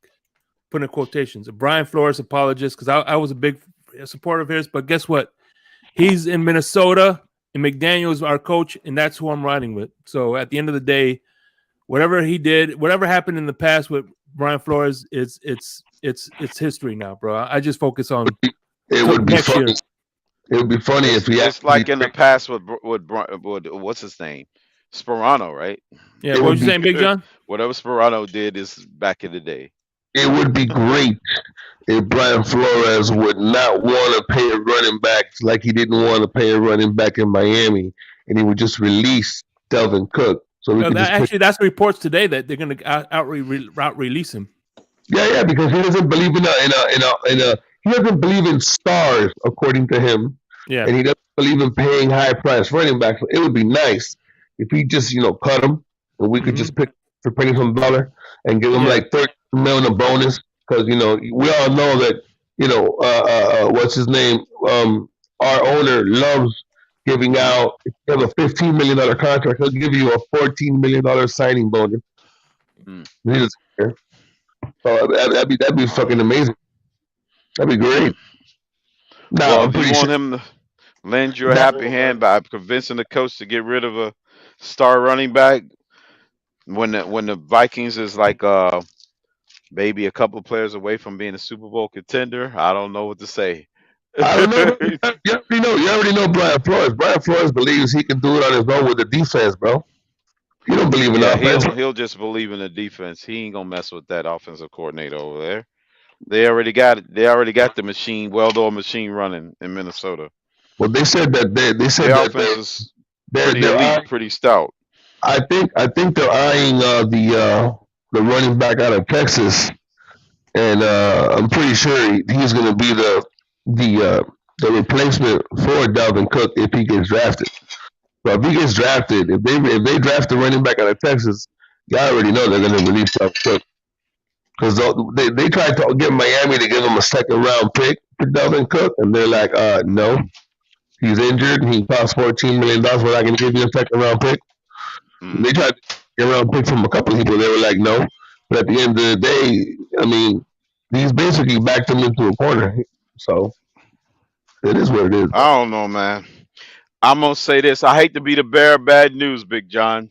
Remember when we was clamoring for this guy in Green Bay, you know, Mister, you know what I'm talking about, that running back. Everybody wanted him because they thought Rodgers was leaving Green Bay that time, and they was tagging him. It was Aaron Jones saying, everybody saying Aaron Jones coming to Miami, and then all of a sudden, what happened? Crypto don't lie to the public. Everybody, Big John did not clamor for Aaron Jones. Don't sit there and put that on me. Don't do that. No, Crypto. I'm not saying. No, I'm not putting. Okay, I'm not putting you on it, but there were a lot of people in this fan base clamoring for Aaron Jones, and as soon as free agency opened up, he signed that big contract with Green Bay and gave everybody the middle finger. And I was like, I told you guys he wasn't going nowhere. I tried to warn you. Just like a lot of people in this community, and I'm not one of them. All of a sudden, they saw Saquon Barkley and they were getting googly eyed. Yeah, they were getting googly eyed for Barkley, right? And he gave everybody. He just recently gave everybody the middle finger. I mean, that's why I made a compelling. I mean, no, but first of all, Derrick Henry doesn't fit the running scheme that we're running. First of all, he doesn't fit that. Right. He doesn't. That's not what he does. I agree with you. Hey, but check this out. I'm gonna argue because he's got too much tread on. I'm pretty sure in the RPO he could probably run because you can't. You can't stack them. No, it's not even the tread. I mean, at the end of the day, he's gonna run it like a 6-person box. The man's never seen a 6-person. He's good for Tennessee. Box since high school. Hey, by the way, let me ask you this: Jalen Waddle and Tyreek Hill wide open. That's not fair. We were talking about how you said Brian Flores doesn't like superstars. If you look at New England right now, can you name a superstar on that team? Can you hear me? On that team, I hear you. Take my. Can you name a superstar on the New England offense? I'm on that team right now. Besides maybe Matthew Judon, and I don't think he's really that much. Jacoby Myers and DVP.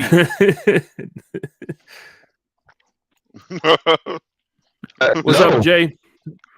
No. That's crazy.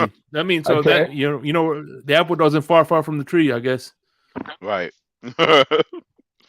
Crypto, did you watch Purdy much? I don't think you did, bud. I don't. What you say? I don't think I can. I don't think you watched Purdy. I said I watched him. Name another superstar. He improvised. I'm impressed. Oh, he's beyond a game manager. I watched him a lot. I loved Miami. I'm just not. We were the team that once again sparked these guys' careers. It's our fault that Brock Purdy became who we got. We should have never injured Garoppolo. We would have never saw the likes of Brock Purdy. Yep. Purdy, it's our fault. San Francisco, okay, has a good young quarterback. You don't have that. You don't have that. San Francisco, those guys come a dime a dozen. Guys like that. Brock Purdy, You think you said you Actually, think teams have figured them out and stuff like that? I don't think so at all. Maybe I don't think so. the one case I can make for Brock Purdy, because whenever Jimmy Garoppolo got injured, Shanahan never had success with another quarterback outside of Garoppolo. Now, now Brock Purdy is a quarterback who you could say that Shanahan has success with outside of Jimmy Garoppolo, because the other quarterbacks he had in San Francisco kind of fell on their face. Well, Trey Lance didn't show much. He didn't When play enough. Trey Lance, he didn't show much. And I'm- the thing is with Jimmy G is how many times has he gotten injured in his career? Yeah, he's only had 2 healthy seasons. Well, I know, and my point is, Tua is going to be injured again this year. It's going to happen. Armstead will miss at least 4 games too. Armstead's that means extremely Tua talented. is a bridge but quarterback. He's not a franchise quarterback. I That means guess. he's a I mean, I bridge wish it was quarterback. open competition. I think Mike White has the potential. You guys, I mean, that's the operative word to beat him you out. really think He's a bridge quarterback. you really think Tua's gonna you really think Tua's gonna miss 4 games this year? Hey, Oh, John, I guarantee, it's I a rite of guarantee Tua will passage. miss 4 games. I guarantee. Big John, he's saying it's a rite of passage for Tua to miss 4 games a season. Yeah, your connection and is a kind lot of of choppy that's though. to By the do way, too Big John. with Armstead. Armstead's going to miss at Yeah, least Armstead 3, as well. He'll miss 3 to 4. and it's going to make the offensive line really sketchy. I think I'm almost starting to believe they're like the NBA. They're like the Tua and Armstead is like the NBA when it comes to restricted minutes. They only play in certain minute restrictions. I mean, at least with Armstead, when he's healthy, even when he's a little bit banged up, he's a very, very good left tackle. With Tua, he's just slightly above average at best. It's Hill. If he doesn't play at Go least on. 16 games, then he will be the bridge quarterback. Then they're going to get Caleb Williams in next year's draft. I hope we play tough teams right off the bat. We got a tough schedule. They say that's usually you talking about misleading. the first 9? You talking about the first I want 9 the games? first 4 games to be tough.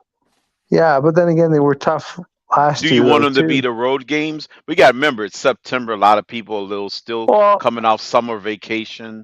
They're not into Obviously, the as a swing of Dolphins things fan, until I week want us 5. to have September home games. Okay, we wear the all white. I get it. Keep the sun off. The other team, you get the Raiders and stuff like that with their black. It attracts the sun. I want home games in September and October. I mean, the climates it helps us just like it helps Buffalo, the cold. Okay, I want and us to play Pittsburgh. the easy schedule early if we do that, because I want to see how tough we are in December when it matters against good teams. I want us I to want to play know what Tua's all. the good teams. I want all the cupcake teams early and the good teams late. I want Tua Let tested me right know off if the we're bat. Super Bowl Crypto. contenders or not. I want What'd you Tua say? tested right off the bat. I want Tua tested Okay. right off the bat. Oh, On a okay. short leash, right off the bat. We're not effing around, bud. See Okay. what test them, test them right there. Okay. And then you know what? If he's average, I get you. you know what? Fucking throw Mike White in. Yeah, That's that where way I'm you at. know you can make your decision early whether or not to continue. Well, we might as well. Yeah. You don't want to I wait till want him. I December want him 1st. tested. You don't want the to be guy waiting tested. around until Christmas. See, the thing about that, Jay, I is see though. what you said. Yeah, the thing about the thing is, Jay, when you get the so-called tough teams early, it's not really a tough team because all teams are like the first month of the season, like the September games. They kind of like they're trying to getting figure into it, themselves out. You know what I'm saying? Right? Yeah, they not. So really there's a lot playing of as teams good. that blue teams. Oh, yeah, Remember, yeah, Cincinnati started out bad, Jay. December. Remember, Cincinnati had a very tough start. Remember, they started out kind of four bad. interceptions. As a matter of fact, they played so bad in the first 3 games that when we played them in Cincinnati, we thought it was going to be an easy win. Exactly. Because they were playing we thought that it was bad. gonna be. They was saying, yeah, they were. They was That's what, playing horrible. We was like, we should be able to beat the Bengals with no I'll put it to you problem. this way: I don't want dog teams like Houston. I haven't looked at the teams we play. All of them. I know it's Oh, it's a Carolina, tough you don't want to play schedule. Carolina. Yeah. So you want I to don't play want Carolina them. on Christmas Day? Hell, I remember Yeah. Arizona was Yeah. undefeated Save 'em late. what for the first 2 months, and then the fucking the shit hit the fan. What would you say? Yeah. So I want to yeah. play Turkey Day. I want to play a good team on Turkey Day. I never the count Cowboys. September games because teams are just trying to figure themselves out, and I say by week 8 is when you know if a team is tough or not. This, in my opinion, hold on, in my opinion, this strength of schedule is bullshit. Just bullshit. It is because it's a little they're just foggy. going off of what they did last year. Last year, yeah. Some of them do live out to be, what it is. But like I Some said, this teams are is still NFL. good as This they is an were the NFL previous team. year. There's 50. This isn't like college. This isn't fucking an SEC school playing a Sun Belt team. You know what I'm saying? Yeah. But if you got everybody in your division playing like the freaking Notre Dame Thundercrackers, then you're gonna start out looking good, and it's gonna be fool's gold. Mm-hmm. That's what I don't want. Well, here's the thing, fool's right? gold. What we have this, we look good, and it something just don't seem quite right, and then you just run into a buzzsaw, and you're like, oh, this is who we are, and it's just another big disappointment. There's rumors that we go to Europe this year. Miami and Buffalo could be the team. Am I missing something? Who the hell is painting their fingernails and toes? We got 9 guys at home. Who's painting their fingernails and toes? I'm trying to figure that one out. Maybe I should just stay out of the chat. Okay, it could be Jacksonville though too. Isn't Jacksonville on our schedule? Not this year. Next year. They're not this year. Play them. Yeah. I think okay. Well, they we would might have play been the on Bills our on the schedule had road. we won the division. We might play the Bills again outside of America. It happened The in my Buffalo country. has to play Jacksonville though. That's gonna be nice. They do, yeah, because they won the division, so they got to play them. So yeah, Jacksonville will shut them down. Maybe that'll be the game in Buffalo, or sorry, in Europe. I don't know. But I think we're gonna go to Europe, Miami. They're gonna play a game in Europe. I'm hoping they actually do. Right. So, anyway, Germany. Well, playing Germany. Got to get one game. Yeah, I like that. Play a game in Germany. We play one road game. We play 9 home games now this year. But I want us to go. I want Miami to go, even if it counts as a home game. I want them to play in Germany. That'd be cool. That or either Australia. Yeah, they don't have any games in Australia. Yeah. They're thinking about having another game in Manchester, England, because they're just playing in London, or Glasgow in Scotland, in the UK. That'd be cool. Yeah. Manchester. Yeah, man. Well, that's not Manchester's it's about a 4-hour train ride. I've been to Manchester. You briefly lived there. It's a nice town. Okay. It's the third biggest city in the United Kingdom. London, then Birmingham. So when you flew, then Manchester, then Glasgow. Been to Glasgow flew into too. London and you took the train ride up there to Manchester? No. I flew into Manchester, and I asked the guy. I said, "How long to get to London?" I thought about going down, and he said, "Well, if you go with the train, because transportation's so much easier with the trains in Europe than it is in North America." Easier. And he said about 4 hours. Okay, Manchester is great because it's right near Liverpool. Liverpool is only 20 miles away. Mm-hmm. So I went to Liverpool. Manchester is a cool city. I encourage you guys, if you got the dough. I don't have it anymore, but that's why I go to Cuba. Go to You going to Go Cuba check this it out. summer? I'm going to Cuba in like 11 days. And Oh, as I get Havana. older, I should say, yeah, as I get older, I prefer the hot weather over going to England or Scotland. Yeah. I like the hot weather as I push towards my 40s. Mm-hmm. What part of Cuba? I love Cuba. I love What, Cuba. you going to go to Havana or what part of it? Oh, Veradero again. The Veradero on the peninsula. Mm. The Upper Peninsula. Yeah, Oh, okay. I have family in around the coast. I have Oh, family I in fucking love it's it. called Orging. I have family in Orging, which is the countryside.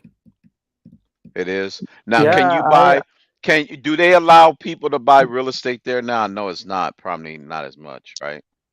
I don't think they do. I know that they're very tough. I thought, call me crazy because I'm good with languages, okay, and I can learn Spanish within 6 months how to speak it fluently. But actually being an ESL teacher and working Yeah. down there, and this might sound crazy to some people. I really like Cuba a lot. I know it's a communist country. I get it. It's not North Korea or something like that at No, it's all, far though. from North Korea. Okay, Yeah, and that's it's like why night and day. I don't want to talk That's a politics. different kind of communism, Well, Jay. That's what I'm night and getting day at, from North Korea. what I'm getting Yeah. at is they shouldn't be listed as a country of axis of evil. Okay, I don't want to get political, but I mean, it's bullshit. The Yeah. embargo. I mean, the people Yeah, it down is. there, they're It's suffering. Okay, it's terrible they're suffering a to lot. isolate them that way. There's all Yeah. these wild dogs there. They're starving. Some of them, I give them food You and need a stuff like trade that. partner. Well, I've looked at it, but it's incredibly tough to get citizenship in Cuba. Okay, and they'll give you permanent residency if you marry someone down there, but they're very tough on that. But yeah, I'm to get going married. down to Cuba again. Hopefully, all this nonsense between Washington and Havana will eventually go away, and you Americans won't have to go through all this stupid paperwork to get down there. Yeah, my father-in-law went to Cuba. This was when the embargo was lifted, and he brought me back a cigar, and that shit was off the chain, bro.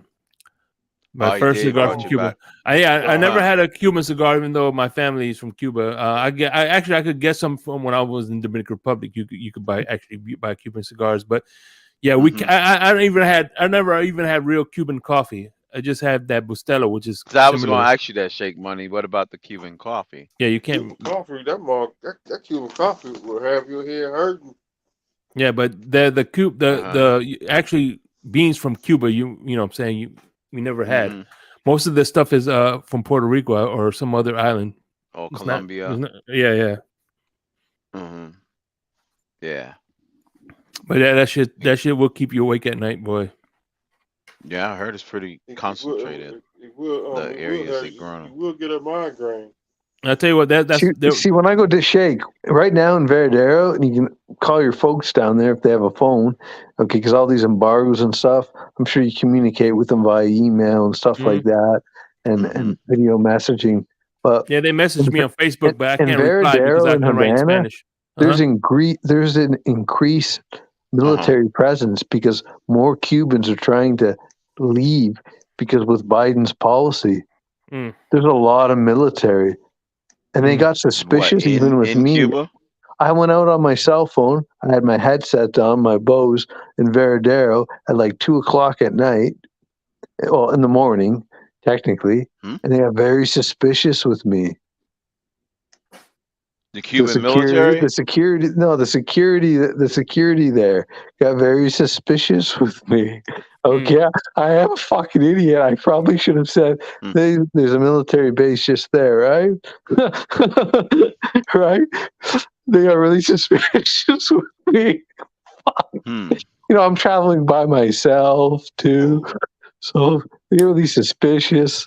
I look younger too. I look like a guy that could be some kind of spook or something. Oh yeah. But anyway, anyways, hey, with the Dolphins in the draft, I don't think Darnell Washington is going to fall. I don't think it makes sense to give up next year's first round pick with the talent at quarterback. next year in the draft. So, I don't know. Maybe it's Tucker Kraft. Okay. I've read some good stuff about him, but some people say, well, he's going to fall probably to the third round. I don't really know. Jack Campbell, I don't want to put anything more into the defense unless they trade Wilkins. I mean, what more does the defense need? That's my position. Sometimes So you got to go offense. And you know what? It's scary because if you don't go tight end, we can't go wide receiver. I mean, we can, but that's stupid. You want to go running back? I don't want to go running back that high. Okay, unless something happens, some leaked video of Joan Robinson, he falls. I'd take him, but it looks like it's going to be offensive line, and I don't really want that. But yet, paradoxically, I do because I have no faith in Chris Greer. But I'm just hoping that since he screwed up so many times, he's destined to finally get something right with respect to the offensive line and just get the best guard available and put him in at left guard or tackle. That's fine. Does that make sense?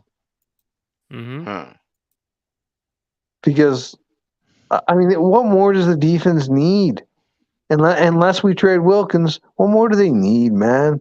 I mean, we got David Long Jr. I haven't given up on Tyndale. Okay. It scares me, though, that he didn't see much playing time. Jerome Baker, he's slightly above average. He's nothing special. I want him gone, but he's not going anywhere this year. We're fine. Jalen Phillips, Bradley Chubb's going to be better back in Vic's scheme. He's familiar with Fangio. Ogba's coming back from injury. He's above average player. He's extremely versatile. We got Javon Holland, Ramsey, Howard. We got Cater Kohu. We got Nick Needham. We got Brandon Jones coming back. What more does the defense need? We just got Anderson now. We can't go wide receiver on offense. We can't go running back. I don't think. So we got to go offensive line, or unless Washington falls or the kid from Notre Dame. Kraft seems a little bit high, maybe. And they're saying everything I'm looking at. They're saying that he's going to move down probably to third round, early third round, late second.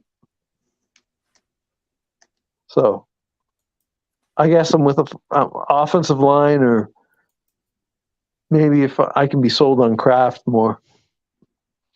Yeah, they probably. I don't know. They got to go center if they're gonna do linemen. Well, I mean, there's a kid from Ohio State. Maybe that's what they do. He can play guard too. I mean, yeah, I haven't looked onto the offensive line because I'm so frustrated with what happened with Austin Jackson and Liam Eichenberg. I feel like an idiot. Liam Eichenberg, he looked like great at Notre Dame. I mean, that's a good school. He's smart, good football IQ too. I mean, I don't know. I never thought he'd be a left tackle. I thought he could be a right tackle. I thought he'd make a good guard, probably better left guard because his arms were shorter. I mean, I was completely wrong. I mean, the guy stinks. Jay, think are you up for a mock draft? Yeah, I guess if you want. Yeah, I got you, bro. Yeah, do one. Just tell me who's available. You can't see? Okay, you're gonna put it on the screen. Okay, yeah. Yeah. Yeah, you can put it on here. All right. So, all right. Let's. Do you want to do any trades before we start? Stuff. I don't know if there's any videos out there or something. Anyway, no trade offers before we start. I'll listen to them though from other teams. Okay. All right. Let's rumble.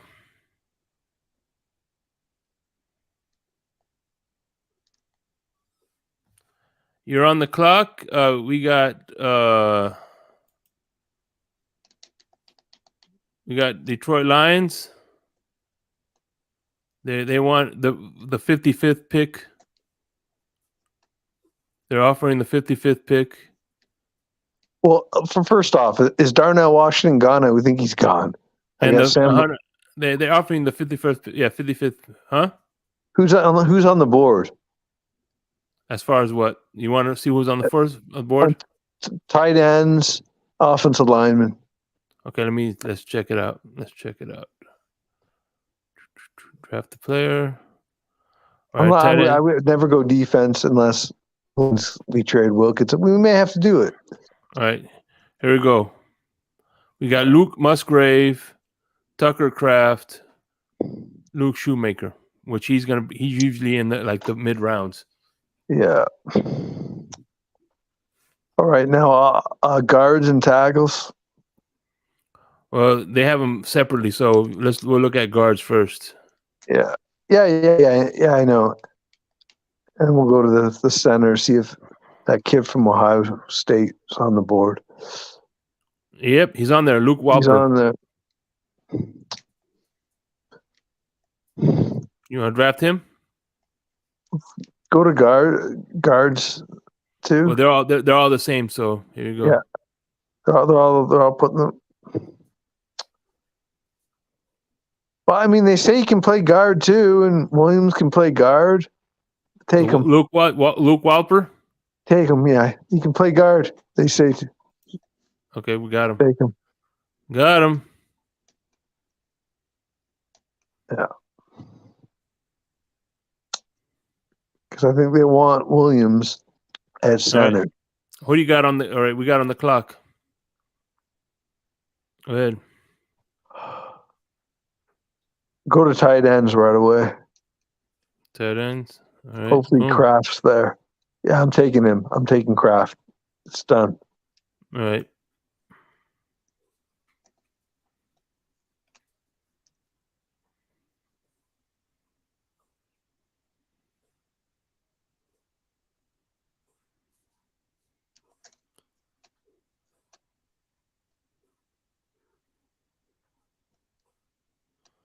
Fifth round. What do you got? What are you looking for? Linebackers, go to their linebackers first. Maybe we can get a steal. We can get a Zach Thomas in the fourth round. What round is this? Fifth, fourth, sixth? Yeah. Fuck. Yeah. Go. You know what? Go. Go linebackers. See what's there. We got Tony Brown, Cam Jones, Michael Jones, Charlie. Well, you could see what was there, right? Yeah, this isn't well informed because I haven't looked into this. Some kind of freakish athlete I'd go with just to see what we can do with him. Aubrey Miller, El Cap drafted him when we did a simulator. He's pretty good in coverage. Oh yeah, I saw they looked at this guy. He's like 6'3". Yeah, you know what? Take him. That's Color's probably saw the same article. Yeah, 6'2". Not Color. El Capitan. He's not big, but you can use him in this day and age as a pass first league. Take him. All right. Well, I have no faith. I mean, in Baker, we got David Long Jr. He can cover. I have no faith in Baker. Okay, he is above average, but I have no faith in him. And last pick. Last pick. Oh, definitely. I'm going to take the running back there from UCLA. That's a quarterback. No, so sorry. I got them. Sorry, I got them confused. That's okay. 1 sec. No.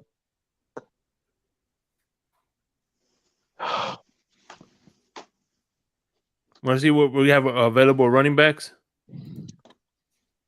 Yeah, you can do that. You can also go to kickers after there, maybe just to send a message to our somewhat inconsistent kicker.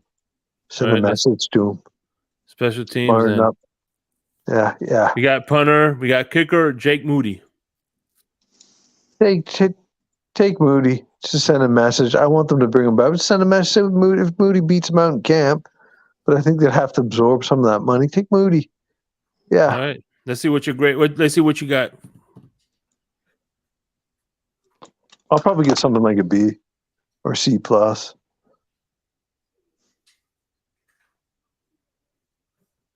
I've one on there. I know kind of how these guys think. You got a B minus. Yeah. You got a C minus for the Ohio State guy. You got an A for the Kraft, an F for the linebacker, and a C for the kicker. That's because Miller's a kind of like that freakish. He's boom or bust completely. Okay. I mean, he could be a really special player. He's boom or bust. I saw that article on him. So he's intriguing. It's the 6th round. Why not? Why not take a guy like that in the 6th round? Why not take a guy like that? Right? I mean, yeah. Have you guys watched some tape on that tight end, Tucker Kraft? No. I watched some. I like him, but I mean, I'd love I shouldn't talk like this. A crack video of Washington. Yeah, he was coached by Dion, so that's gonna be, He was coached by Dion. That's a good point. Good point. What was that show I used to watch on ESPN? What was that show with you get points? Bill Pulaski on there. What was that show, guys? You got the journalist on there, and they debate this stuff. I give that guy like 3 points or something. That's a good point. He was coached by Dion. And they talked about this. They talked about that linebacker being able to cover good. Damn, I'm gonna name that show. Is it not Sports Machine? It used to come on, if it's still on, at about 5 o'clock. They got the old guy, somewhat of a freak in a good way, from the Denver Post. He's on there. Skip Bayless? No, that's in the morning. I Skip Bayless is a real clown. I don't like Skip Bayless. Okay, I love when Richard Sherman put him in his place. Terrell Suggs put him in his place. I mean, I love when Dallas loses and Stephen A. Smith mocks Skip Bayless. They've been a case of pop. What was that, brother? Shannon Sharp, they've been a case of pop. Yeah. Oh, what's the show?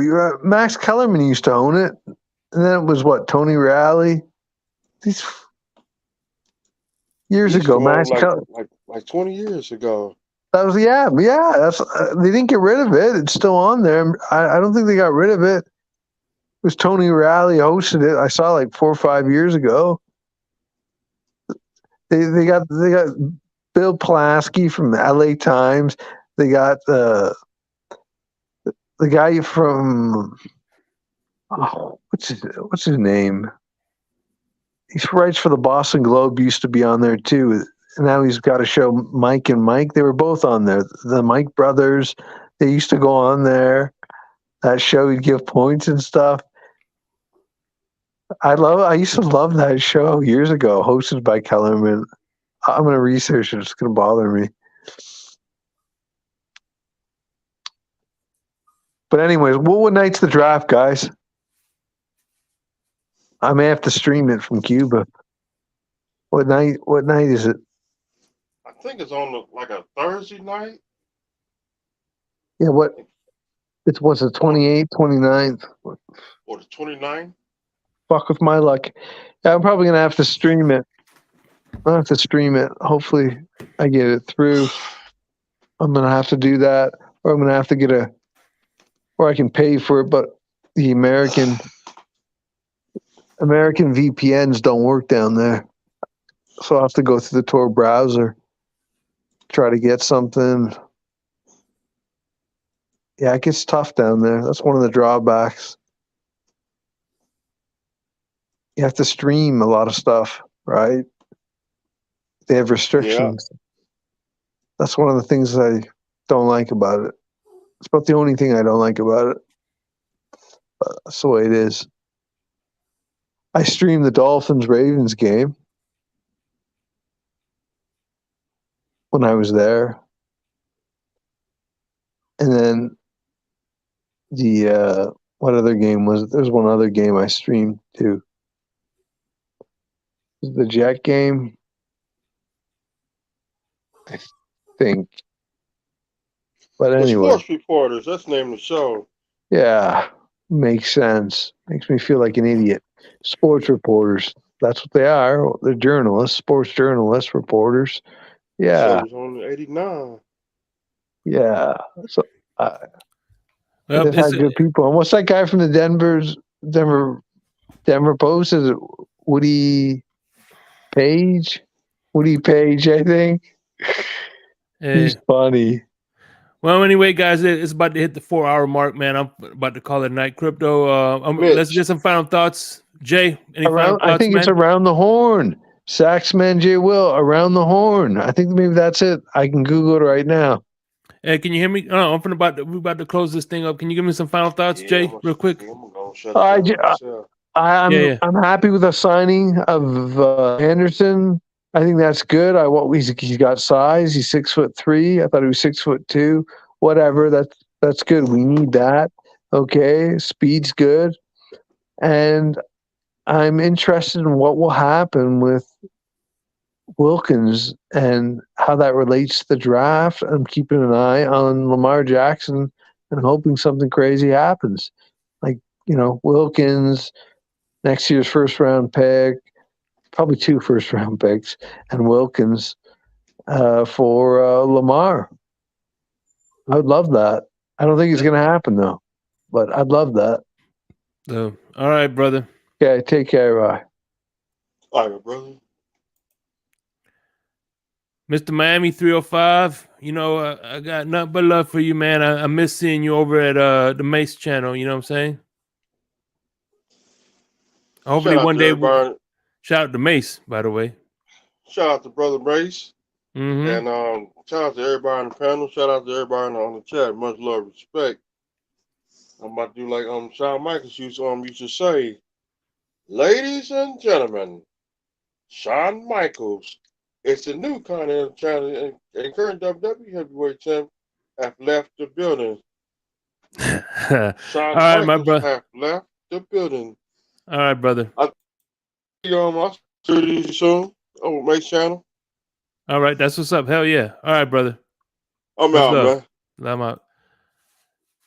Hey, JR Black, I love your knowledge. You doing a rundown? Doobie. Oh, yeah. Don't forget the Doobie. Don't forget the Fanatics. Get all your gear, license, baseball, Doobie Energy Drink, Backrooms Collections. Hashtag TFTG for 10% off your first purchase. Then we have, of course, the rundown with El Capitan. He'll be here tomorrow night. Cup of color. Anytime is the right time for a cup of color. We got Ali doing broken takes, and he will be back here on this slot come preseason. We got DTA with the shorts and the War Room. Lewis is going to be doing his late night on Tuesdays, 10 o'clock. The Rabbit Dolphin Show will be official Tuesdays, 10 o'clock at night. Come hang out. I know Crypto is going to be there. And, of course, myself, Shake Money a la carte. I will be popping in when I'll be getting in where I fit in. You know what I'm saying? I'm definitely going to be a regular on Broken Takes. I am very happy to be a part of that. And, of course, you see me in the blender with my second guest. Crypto was my second guest of all time. Thursdays on Larry K. Well, I'm also doing a panel show Saturdays at 12. So thank you so much.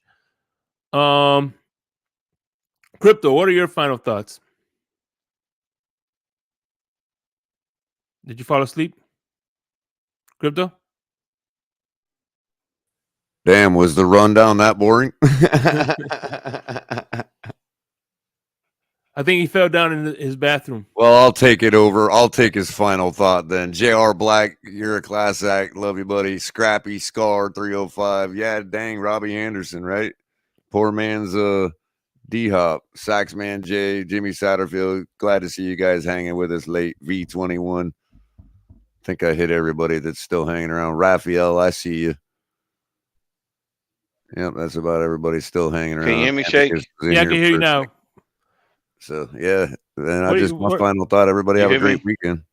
Yeah. I thought you fell down the elevator shaft. I can hear Oh you now. no.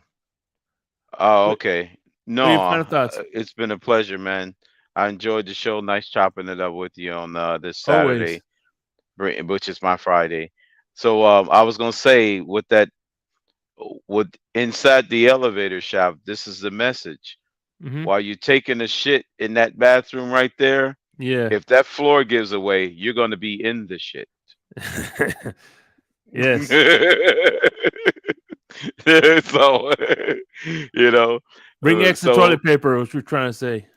bring extra toilet paper while you're taking a dump because you're gonna be in the dump if that floor gives away. All right, my brother. All right, man. And of course, hold on. Let me get on camera here. Why not? Once again, I want to thank everybody who stopped by and chopped it up with me. I want to thank everybody who participated in this mock draft. Next week, we're going to be doing this all the way into the actual draft. So next week, we're going to do one more. Let's see how that goes. I think it's going to be a lot better than today's because I'll have a lot more practice and I'll be a little more fluid in it. So good night, guys. Be safe and always stay thirsty, my friends. I am out.